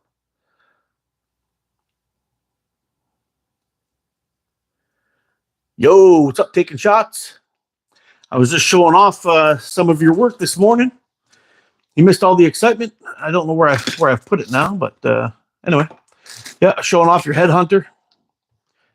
Another beautiful little frame. One of my favorites.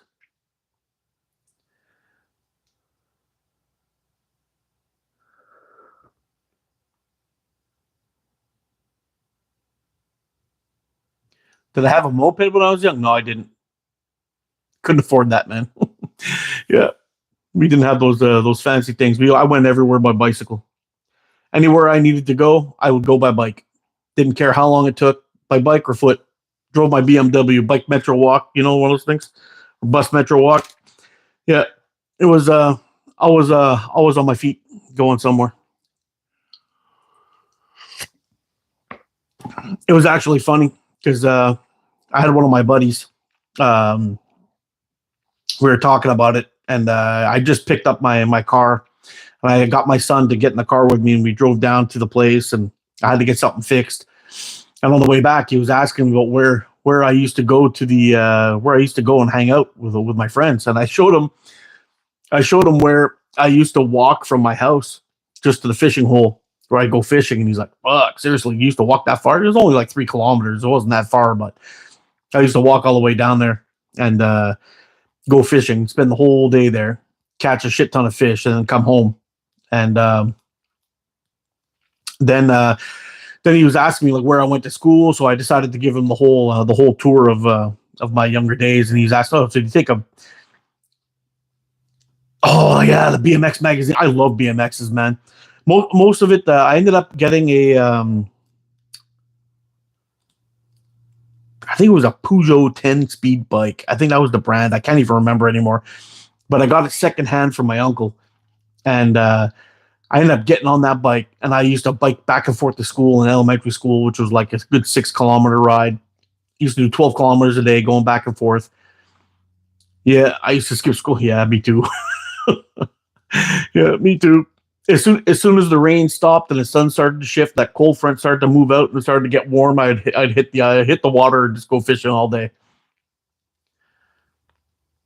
But the it was so much fun. And when I took him over, he's like, we got in the car and we drove for about 15 minutes, and then I was like, okay, so this is where my friend lived. This is where my other friend lived, and he was like, how did you get here? I take my bike or or I'd walk. I'd tell my buddy, hey, meet me halfway, and we'd just start walking. We'd meet up, and then we'd go fishing from there.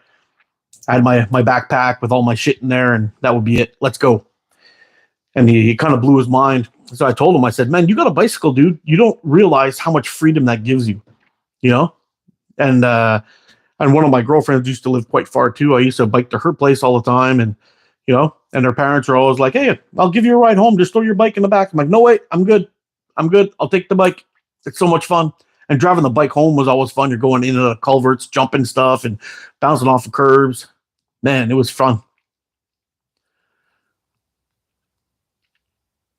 It's kind of funny. They don't realize that just a bicycle, how much freedom a bicycle can give you. You get on your bike, you're history. You're out. You're gone. You're gone all day. If you're worried about it, pack a big bottle of water with you in your backpack, and that's it. You're set. You're set.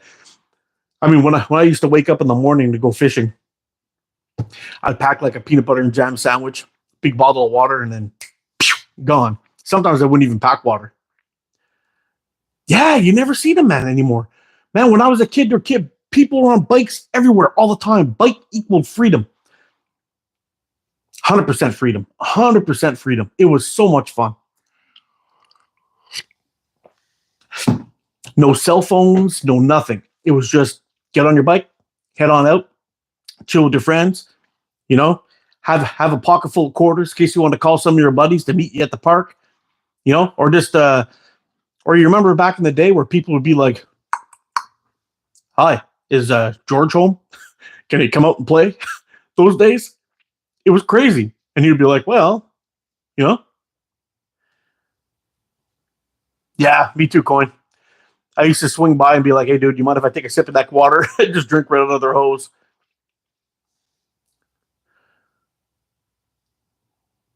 Kids can't ride a bike when they're on the phone. Yeah, I know.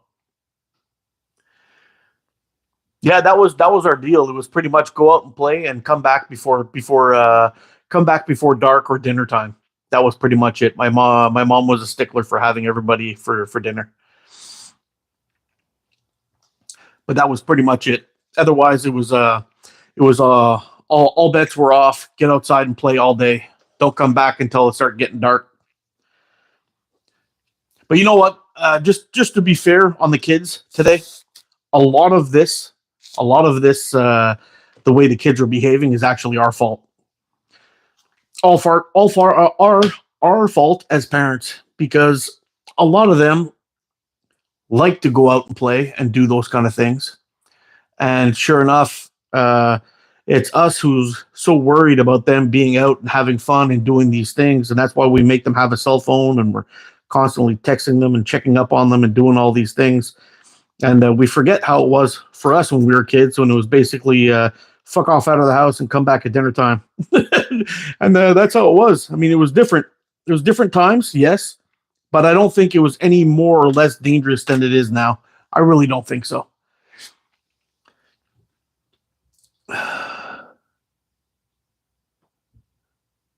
Now it's just games. Why do you skip over me? I didn't skip over you, dude. I lived on a mountain, so leaving was way more fun than coming back. Yeah, I bet. The old heads complain about kids or call the cops. Yeah, so they stay home now. Yeah, it kind of sucks, man. I think we're it's a lot of it has to do with us. A lot of it's our fault. We're kind of fucking them up when we should be getting them out there, letting them be independent, having fun. Doing their. Ooh, man, I think this might be too thick for this thing. Maybe it'll be a challenge anyway.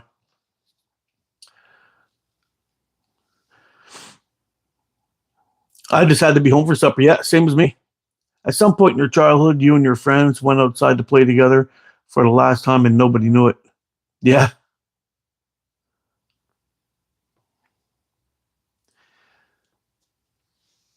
Be in the garden of the fields working. Yeah, I know. Yeah, so I'll see you later. That's pretty much what my answer would be all the time. We would go out and it was actually neat in the project that I live. Maybe I'll do that one day. I'll do a get to know ATO and show you where I used to live. And I mean the demographic there is quite different now. It's not the same. It's not the same people that are pretty much predominantly living there at this moment. But when I was a kid, It was pretty crazy. It was pretty crazy living there, and it was funny because I had a park right behind my apartment complex. I had a park right behind my apartment complex with a with the full kit, the swing, the slides, all that crap was all in there. But the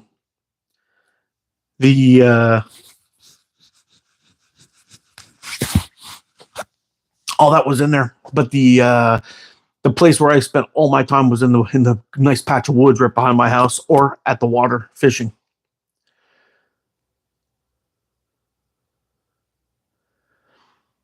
I don't know if it's definitely more dangerous out there. There was a lot of creepy shit when I was a kid too. I mean, these fucking weirdos driving by schools and checking kids out, and the school would always say, "There's been a yellow car driving by. Keep an eye out." I mean, I don't think it's much dangerous than it is today.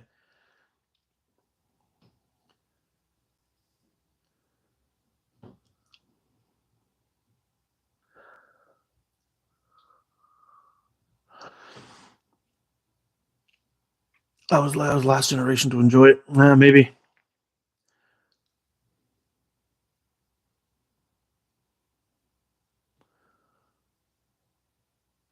Hey, take it easy, Al. Merry Christmas, buddy. Big hug from Canada, bud.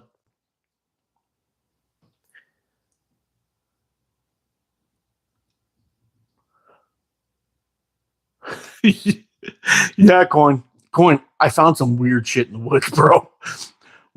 Where I lived, I had a really big Haitian community, and I found a grave dug at one point with a bunch of dead chickens in it, like heads removed, bodies stabbed, just thrown in a big hole. I found a lot of weird shit where I used to live, man. I'm telling you. Yeah, chucking. That's what I'm saying, man. I don't think it's any dangerous than it was back when we were kids. I think now with social media, just everything gets gaslit. You see the same stories pop up over and over and over again, nonstop, all over the place, and people panic. And why was there always mags in the woods? Yeah, some creepy fucking dudes out there, bro. That's why.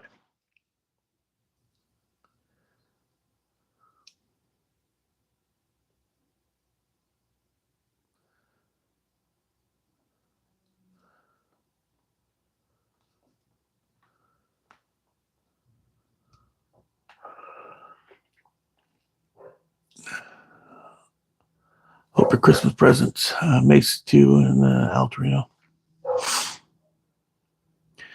Then again, I'm black, and don't say what does it have to do with it, because come on.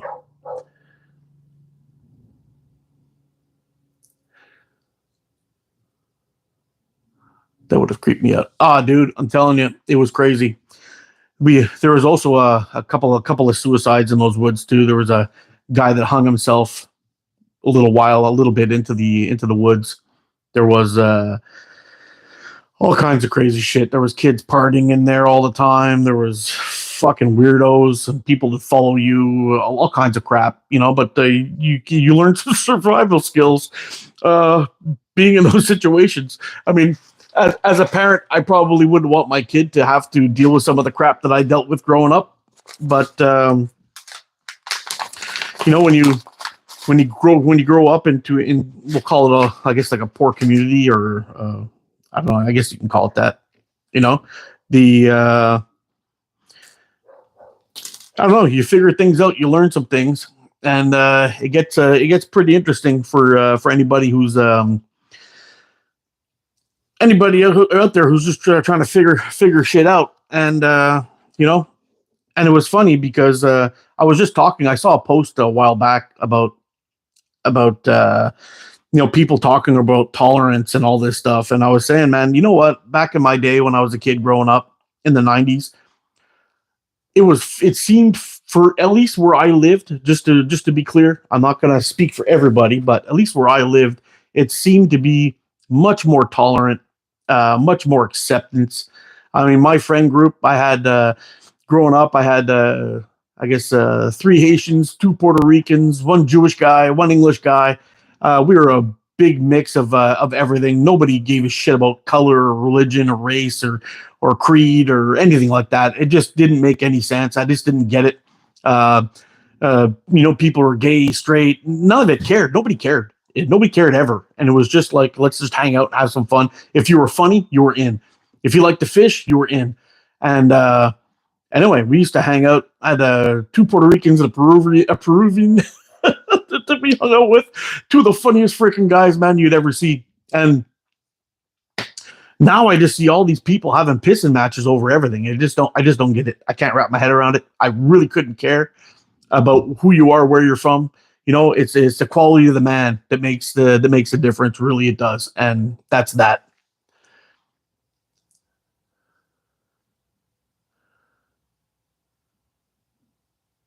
Last night I got spooked while walking my dog and sniffing in the bushes, and as soon as I bent down, this raccoon thrusted and hid. And hissed. Yeah, that'll make your ass pucker a little bit, boy. Hello, that's for damn sure. And some of those raccoons are real assholes too. They just wanna scrap it up with you all the time.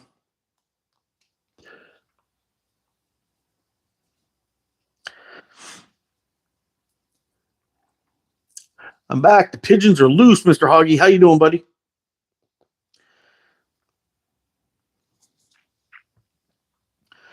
Yeah, I just struggle. I just struggle today with all the pissing and the moaning that's going on, with all the shit that's happening, and everyone's trying to show how much they're different instead of showing how much they're the same.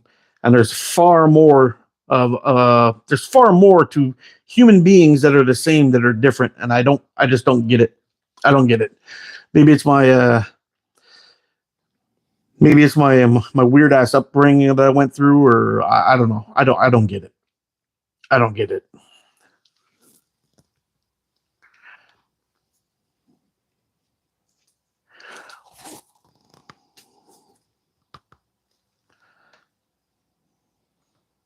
Yeah. Well, that's why I just try to say my piece. I don't really care if people agree with me or disagree with me. I really don't care. But in the end, that's how it should be. We should just be hugging each other, man. That's all. That's all. Yeah, that'll do. Get that guy into the catch box in the garage. It's a little bit on the tight side, but I think it'll wear out once I get this thing spinning a whole bunch. Yeah, we'll see how that goes. I don't really care if it flips back, but when I'm hitting that at 300 feet per second, it's going to spin real good. All members of the human race, 100% Hoggy.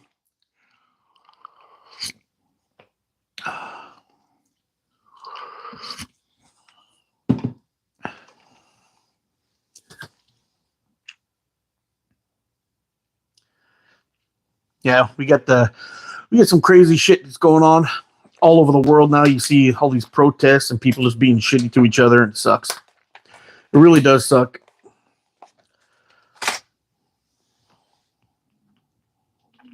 I don't know what it is or why it's happening or any of that, but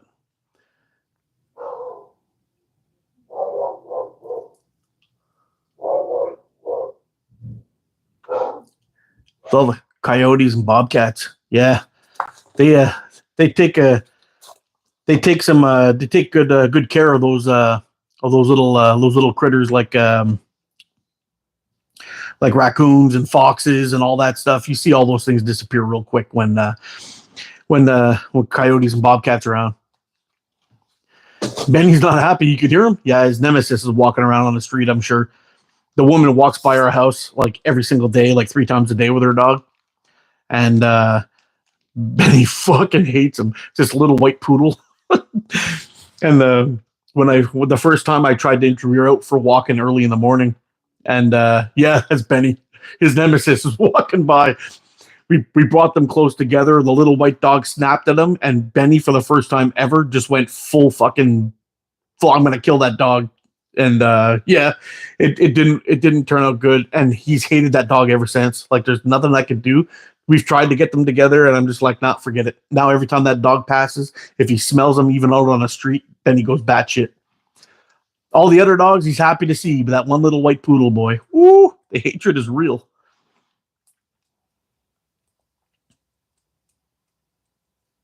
The Canadian Dog King. Yeah. Yeah, he's funny, you know. I've had in my lifetime I've had a bunch of different yeah, me too, man. This thing is freaking beautiful. I actually want to get the green and tan one too. They have another one that's like a green and tan in the back. It's really freaking nice. Could you give me a shout out for my business, Tanks Auto Detailing? I also have a YouTube channel. Tanks and Auto Detailing. Shout out to Tanks and Auto Detailing. I'd appreciate it if you would hit that thumbs up button for me. And if you guys are into detailing, it would be good to check them out. Now, I'm wondering if some of the trails in the woods I frequented as a kid still exist. I know the woods are smaller size, but I wonder if people bike back there.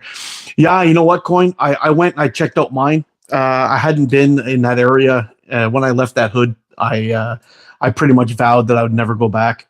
I had a pretty rough experience there. The reason why we left, I had when I was hanging out with one of my buddies. I was at my buddy Brad's place, and the doorbell rang, and we had this.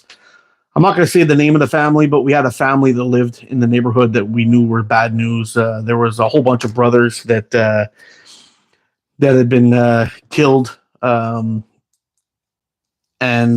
anyway, there was two of them left, and one of them showed up.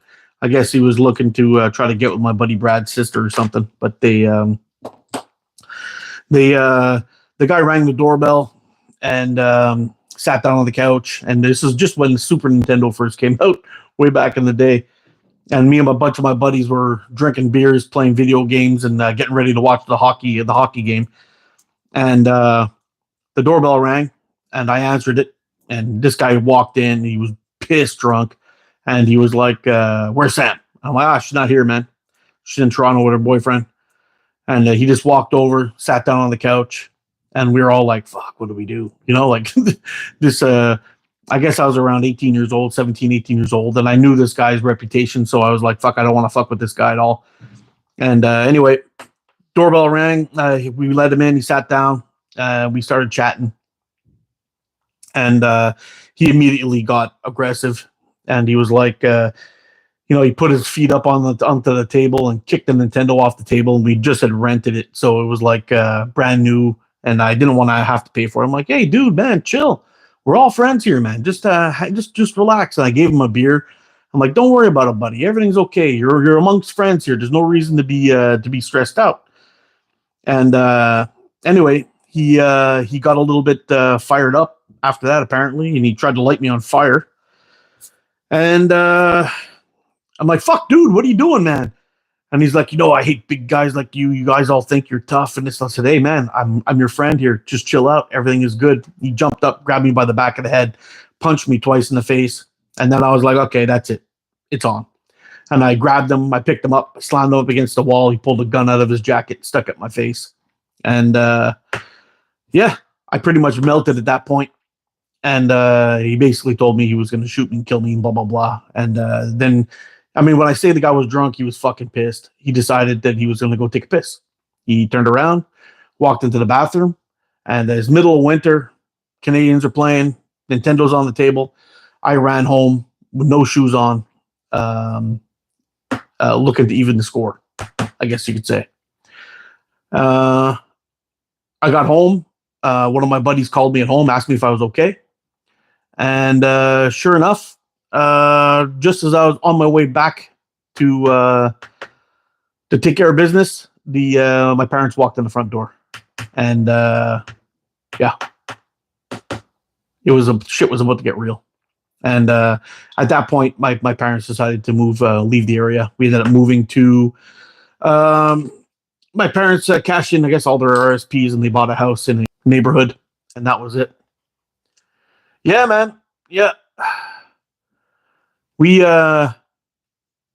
lived in a pretty bad neighborhood. Later on, my dad was asking me if I wanted to press charges and whatnot, and I said no, I didn't really want to. I said let me think about it.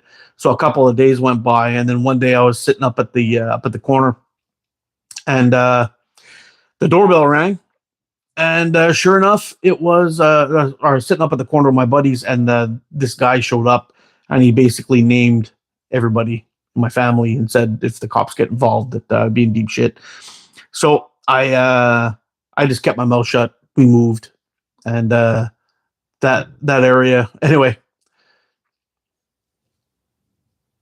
No, he's still around. That guy, he's still around. He's got a family and everything now, and he's still around. But yep, after all that, I mean, I don't know if my what happened about that all that kind of stuff. But anyway, in the end, he just stayed the fuck away from me, and I just stayed the fuck away from him. We ended up moving, and I bumped into him a couple of times in because I still had friends down there. I would go down there every now and then. I'd see some people, and I'd see a lot of these guys from the old neighborhood who were serious dudes. Anyway, and a lot of them are still living there in the same fucking shithole that were there before, doing the same shit. You know, walking around with their long curly hair and their motorcycle handlebar mustaches, and thinking they're still '70s porn stars. But yeah, it is what it is. But that wasn't the only time I had a gun stuck in my face living over there. There was a couple of times. One time we were just getting out for leaving to go to school, me and my sister, and there was some Somalian guy that was walking around with a briefcase, chain handcuffed to his wrist. It was the weirdest shit. You thought you only saw that shit in movies, but they they sound really cool. Yeah, but he had we kind of walked out of our apartment block. We were walking along the ground, along the sand, the side of the house on the sidewalk, and then we walked down this little hill, cross a basketball court, and then get over. But just as we had popped out around the corner, this guy had come around the corner. I guess we startled him, but right away he freaked out. He was tweaking on something, threatened to shoot us both. And I told my sister just to keep on going to school. She started crying, and I'm like, no, you just keep going, bro. You keep on going. Don't worry, I'll take care of this. And I kind of talked the guy down. I was moving towards him with my hands up, just like, hey man, you gotta chill. I got nothing to do with you. I'm just trying to go to school. Fuck off. Leave me alone. Leave my sister alone. Get the hell out of here. And he just kept walking, and I ended up going to school that day. Like nothing happened really. But yeah, that was it, man. Growing up in a shithole. That's the kind of shit you got to deal with as a kid. So I'm not really a warrior badass, but once you get that first fear in you when that shit happens, you stop caring about yourself and you don't give a fuck anymore. And that was the problem. It took me a long time to get past that. Yeah, you have that kind of thing. You get like a worthlessness feeling towards you, and it takes a while for you to work that out. Well into your adulthood, unfortunately. But yep, part of that is we all have our struggles. So you go through those kind of things, you learn from them, you hopefully grow from them, and I think I did, and that's it. You move forward and move on with your life. And I'm not even really mad at that guy anymore at this point. It's kind of like I hope he turned his life around, and that's that. Probably not, but I hope that's the case. They sound really cool. Yeah, they seemed really cool when you saw them from the outside, but when they wound up inside of your what do you call that? When they wind up in your face, you don't want to deal with that shit no more. You realize what kind of fucking danger you're in, and people with no people with no scruples will say it's they couldn't care less if you're here today and gone tomorrow. They wouldn't really care. Forgive, but remember the bastards' names. Oh, I remember them. Trust me, I remember them. I remember them. And actually, one of my really, really youngest and close friends, this girl Candy, she ended up, I don't know if she was marrying or dating his brother. his older brother.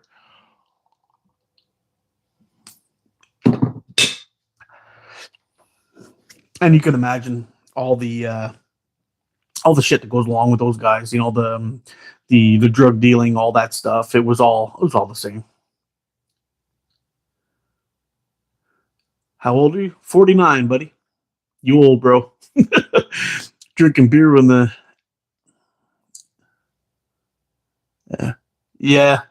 Well, I was probably a little younger, I guess. The Super Nintendo, yeah, it came out. I started young, bro. Remember, I grew up in the hood.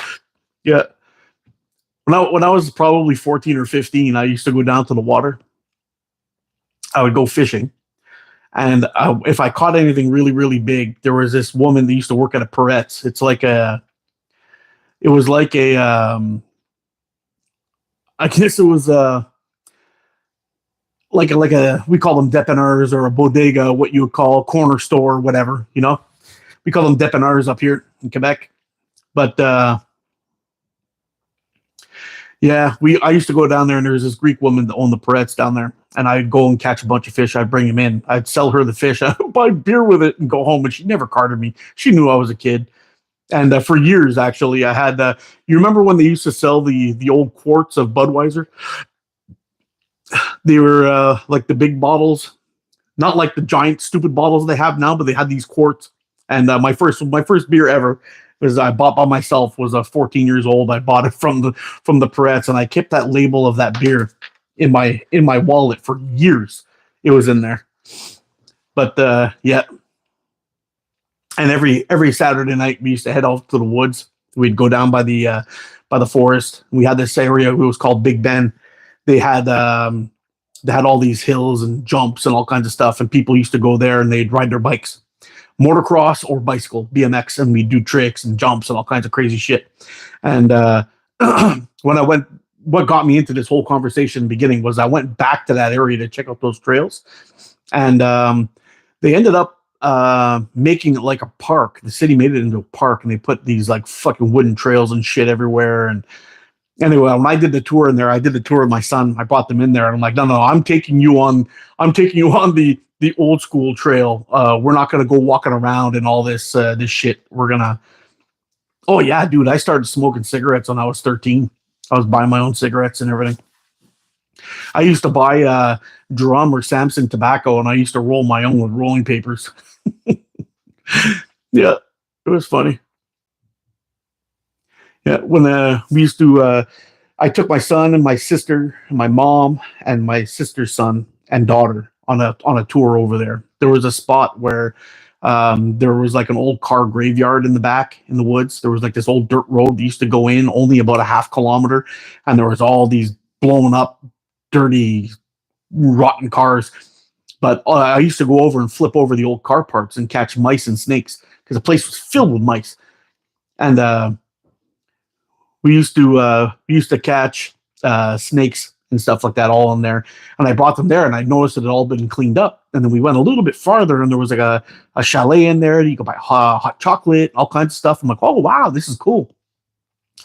So then I came back, and I'm like, okay, I'm going to take you to the spot where we used to go hang out and all that stuff. And we started we started going through the dirt trails, and they have signs telling people to stay off. They have to stay on the trail when you go in there. I'm like, fuck you, we're going the old school way. And I brought them around everywhere. We ended up cooking a nice lunch and got a little fire started, and it was fun. It was a good time.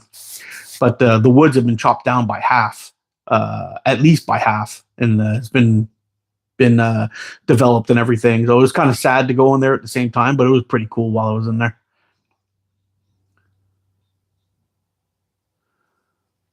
Like Andy Reid. Yeah. Well, I wish I was as successful as Andy Reid. That's for sure.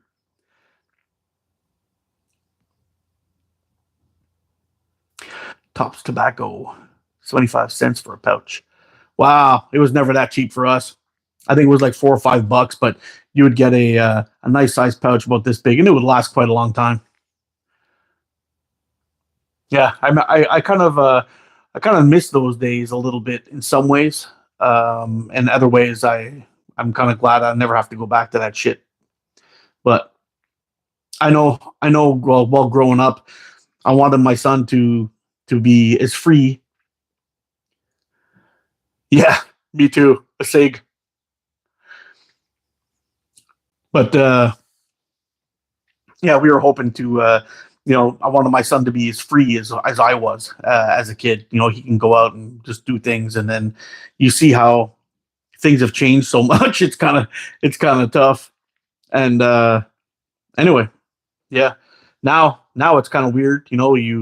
We're so panicky about that shit, and I think about how I grew up, and it was kind of like, wow, man, you know, left-handed SIGs. Yeah. And now you see how kids are growing up today, and you're kind of like, fuck, this ain't no life, man. I'd rather them face a little bit of adversity and get some living skills. When you see, it makes me crazy. My son would see me go off, and I just see kids walking down the street looking all tough and shit. And I'm kind of like, man, you don't know shit.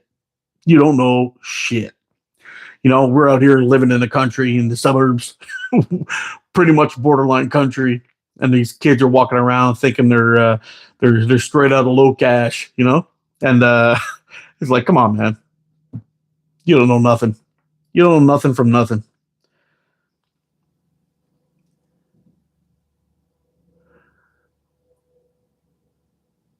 Messi is not better than Ronaldo.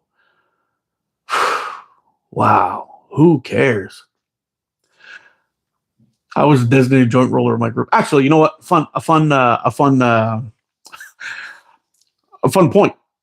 When I was a kid, the the green smokers, it wasn't really very popular back then. Back then, everyone reliked the brown stuff, if you know what I mean. And they would that was the big thing. You'd find that all over the place. Getting your hands on the green stuff was very, very tough. And now it's like completely opposite. It's the opposite way now. So all the uh, all the guys that were really into that kind of party were always carrying around a penny in their pocket and just looking for a discarded bottle somewhere. Was pretty much it. And everybody smoked cigarettes, so you were pretty much ready to go. But the green stuff only really took off when I was in my 20s and stuff in my area anyway.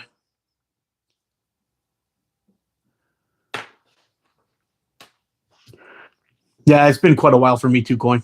Once I had kids, I knew that I couldn't be a maniac anymore, and I had to dial myself in, become a man, I guess, and just kind of take it easy. When I was a young guy, I was whew, I remember on my grad night, I was I guess around 17 or 18 when I got when I when I went out for my grad night. We ended up drinking something like 30 shots and 5 pitchers of beer. I did. And it was like party all night long. We stayed up right downtown Montreal, partying our asses off. Once the bars closed, we went to after parties and all kinds of stuff, and then made it back to the hotel. Slept until 10 o'clock, so it was like a 9 o'clock by the time I got back to the hotel. We slept till like till like 11 o'clock, and then had to check out. And my buddy made give me a ride back home. But yeah, once once I got once I got to be around, I can't remember how old I was when I had my son, but when I got married and everything like that, it was like it was time to chill, time to chill. It was time to start focusing on making a life, and that was it.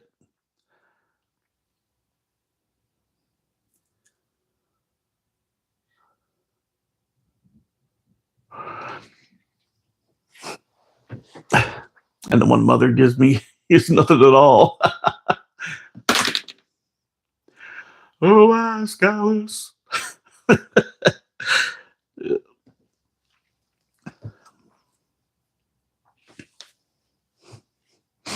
But it's funny, you see a lot of the people in the chats here had probably similar growing up, uh, similar growing up as I did, and it's a lot of people in our generation that are terrified to let their kids play outside. It's crazy. What latex am I using in the cold? Right now, I'm using .6 Omega Slings Olympus Green, and plenty of zip. Plenty of zip. I was going to use some Sniper Sling, but I find Sniper Sling, yeah, it's amazing what us 80s kids experience, man. I'm telling you, it's just nuts. It's freaking nuts. And latchkey kids, yeah, 100%. Yeah, I remember, I think I was around 9 or 10 years old. I would come home, unlock the door, and my mom had just started going back to work, and I guess 10, maybe 11 even, and I'd have my brother and my sister to watch out for and whatnot. It was definitely different.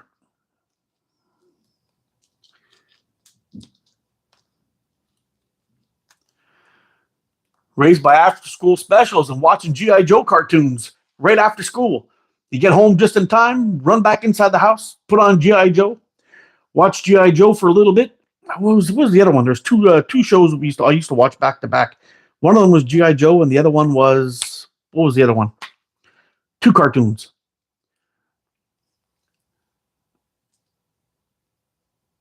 I was Uncle Sugar's Air Force in the 80s. Oh, nice. Yeah, and then right after GI Joe, it was right back out to the woods. When the parents got home, it was right back outside. Mask. Oh yeah, yeah. Mask. Oh man, the good old days. There was a bunch of good cartoons, man, too, back then.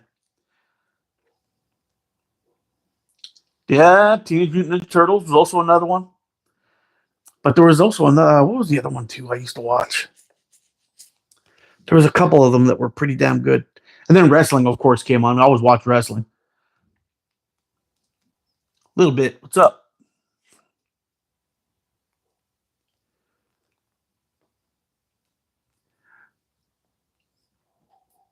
Yeah, a lot of times too, we'd head out to the basketball court, go play basketball. If not, I was hanging over at my friend's place. It's like where I used to live was a giant apartment complex, right? So you walk down the street. Thundercats, that's the one I was looking for. We go walking around trying to find spots to hang out. And He-Man also was another one. And we'd end up the theme song rocked, yeah. We'd go out to to hang out at our buddies' apartments, and we'd sit inside the DuckTales was pretty cool. That's the one with Scrooge McDuck and all that. That was pretty good. That wasn't bad. Yeah, we used to hang out in people's apartments and all that stuff, and shit got pretty crazy. Sometimes you get in a little bit of trouble and whatnot, but I remember one time there was this old man in my friend's apartment building that you come out and start screaming at them all the time. He lived in a basement apartment, and he was sitting there screaming and yelling. Fucking, he was such a dickhead. Like, he just did everything he could to piss people off all the time. The kids would be skateboarding out on the thing. He'd come over and, the kids would skate by him. He pushed them over and fucking yell at them all the time, cause all kinds of shit. And, scream and yell at them, kick them out of the apartment. And to be honest, and to be fair, half the time the kids were being dickheads. But I mean, what came first, the chicken or the egg type thing? I don't know. But he was always yelling and talking shit to them. And he never went and talked to their parents, even though they lived in the same building. He just went over there to be dickheads to the kids. And one time, they ended up stomping this dude's car. Like, he came out and grabbed the kids and started throwing them out of the building, like physically being aggressive with them. And they're like, "Oh yeah, you want to be like that? Fuck you." So they went out and they stomped this guy's car bad. Like, they caved the whole roof in. They stomped the thing and everything like that. Half the time he was drunk, causing problems anyway. They stomped the guy's car in, and the guy came out, started yelling at them. So every time you'd see them now, he'd cause all kinds of problems and threaten them, and if I find out who did that, I'm gonna fucking kill you, and blah blah blah blah blah, all that kind of stuff. And anyway, one of my buddies ended up taking the fire extinguisher in the building, put a cable tie on it, pulled the pin, put a cable tie on it, and threw it into the guy's living room where he lived. And it was like a big one too. It was like this big, that round. They used to hang it up on the wall in case shit went crazy. And the guy lived in a basement apartment, left his window open to kind of let the cool thing, the cool air in. He ended up, my buddy ended up cutting a little slot in the guy's window in the screen, tossed the the fire extinguisher in there and basically coated everything in his basement in that white powder shit. And anyway, it was lesson learned. It was lesson learned, I guess. Yeah, he ended up moving after that. I think everything that he had was garbage at that point.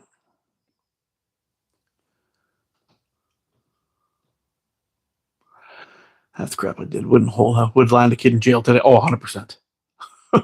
100%.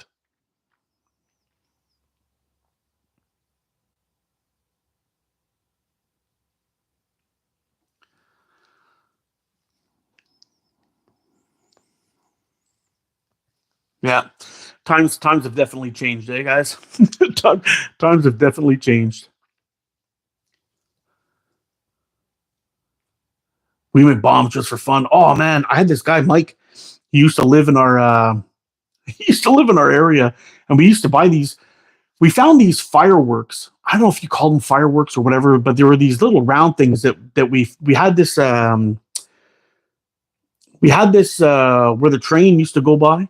There was this little shack that they had by the train, and they had these little explosive things in there. I don't know what the hell they were made out of or what they were used for, but they broke into the thing and they found these little round things, and they would explode when you hit them. And this guy Mike one time was fucking around with it. He stuck it on the curb, and he stacked like 7 or 8 of them on top of him, and he hit him with a sledgehammer. He wanted to see what was going to happen when we make a big explosion. It'd be really cool. But the thing fucking blew up, and it actually exploded bad enough that that the part of the curb of the sidewalk exploded, and all the little rocks shot into his face and his legs, and he ended up fucked up, man. He had like little. It looked like he had acne scars when he all healed over, but like from his forehead, from where his baseball cap was down to his thing, and luckily he was wearing sunglasses, but it just mangled up his face. Match bombs, the work bombs, and then moved straight on to gunpowder bombs. Yeah, yeah, yeah. We used to have so much fun doing stupid shit. Strike anywhere matches, 2 liters, roll of tape. What we used to do is we used to cut a little slot in a tennis ball, and we break off all the heads of the matches. We'd buy those I think they were called ready lights or eddy lights or something like that. And we'd break off all the heads, and we'd stuff the tennis ball up full as we possibly could, and we'd whip it against the wall as fast as we could. And sometimes we'd take 2 or 3 shots, but when that thing went, it went. It was crazy.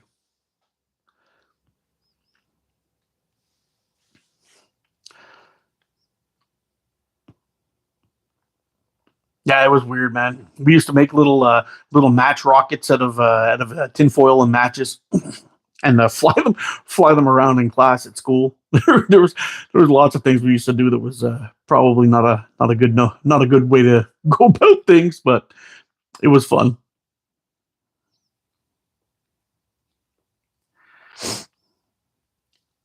This video's getting flagged for sure. I'm sure all my videos get flagged anyway. Fuck, they're gonna ruin this one too, just like normal. Who cares? Yeah, this video's getting flagged for sure. Yeah, the good old days. It's just funny, I see the way the kids are hanging out and acting now. It's amazing we made it to adults. I know. Sometimes it's freaking amazing. Yeah, it's freaking amazing.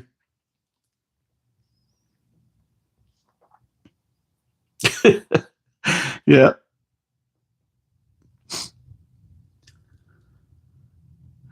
both hands and both eyes. That's the truth. Greetings from Breezy Point, Minnesota. How you doing, Joe Martin? We're just on here chatting, trying to figure out how it is that we made it to adulthood. That's pretty much it.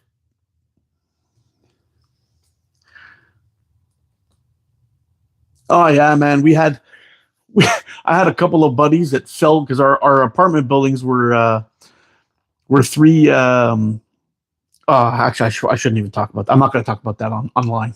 I can't talk about that shit online. But anyway, yeah, we used to have fun. We used to climb down the side of buildings with ropes and all kinds of stupid shit. I mean, it was kind of dumb, but I'm not going to go into why we did that. But just because we did that, it was fun. And we had a couple guys with three Three. All of this is the reason why I make sure I don't have kids. Yeah, yeah, yeah. There's a lot of stories that I just don't tell him. I mean, I tell him some stories, and he's like, "What the fuck," you know? But yeah, karma, I have stored up. Yeah, yeah, it's true. It's true. But it's just great that that I was able to provide my son with a, or me and my wife were able to provide my son with a nice place to grow up and live. I mean, we're not rich or by any means wealthy at all, but it's pretty nice that he's got a decent place to grow up in, a nice neighborhood.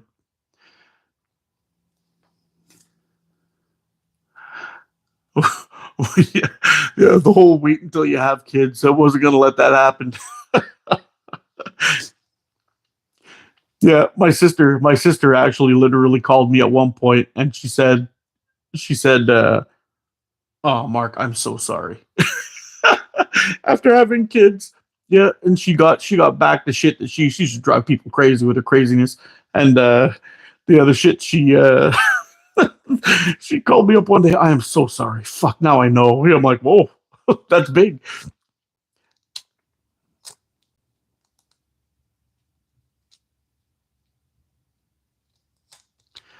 I had an eighth grade teacher watch me float by on a keg after a party in the Mississippi River Highlands. The night before, he never told on me. That's awesome. I used to frequent a bar. We used to call it the PB. It was like the Pierrefonds Brasserie. It was basically the area that we used to hang out with and party and drink.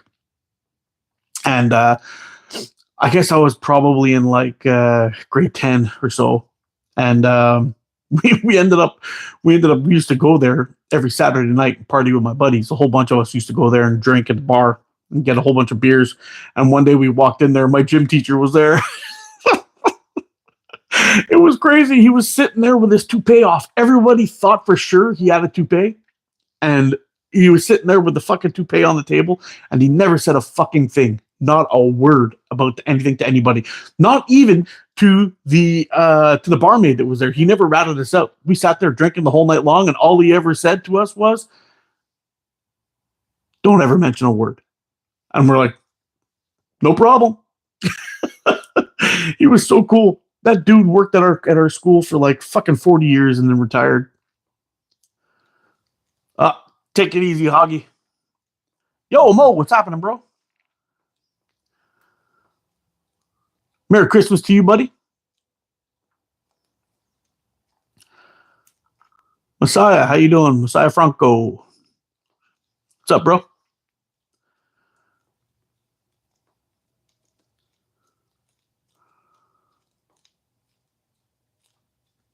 Yeah, I'll never forget his face when I walked in and sat down and I saw his head do this and just make complete eye contact with me, smiled and turned right back to his drink. I was like, oh fuck, this is crazy. Hey, Feliz Navidad to you too, my friend.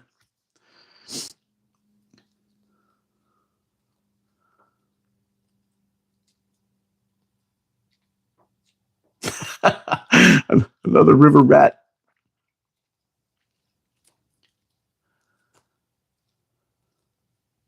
Trying to get her to go home with me. Oh, you're a legend, Coin. Oh man, that's awesome.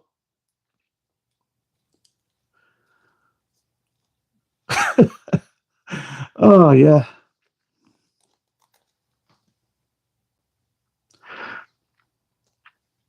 Oh, I failed, but I tried. Yeah, no joke.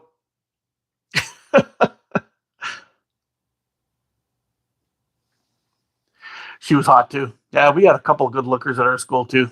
Never saw them in the bars though.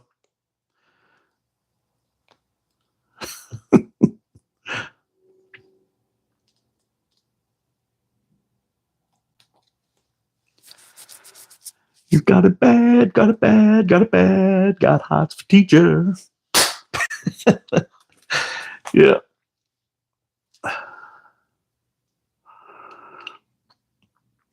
Ah, it's fun to reminisce from time to time. Part of me would never go back, and part of me craves for it. I got to go freeze my ass off and work on my bike. Spring is around the corner. Merry Christmas, everybody. Hey, take care, Willie. Thanks for stopping in, man. I should have said he was a cool guy. Yeah.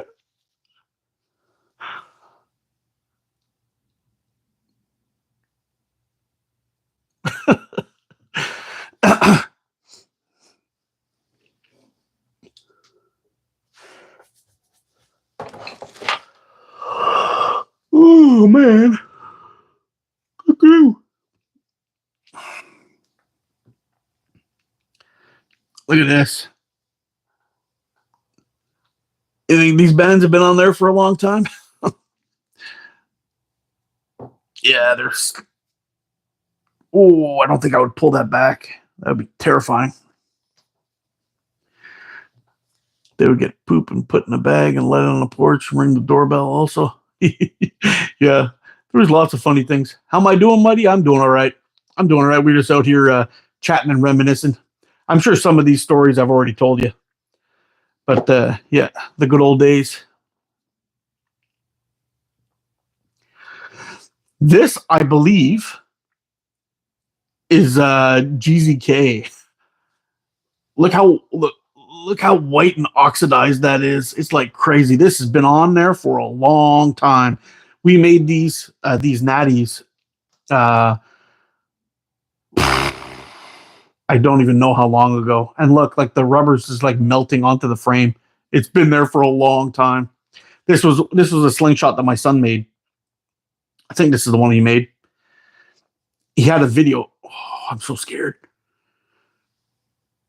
No, yeah, he made this. I think this is the one he made the video on.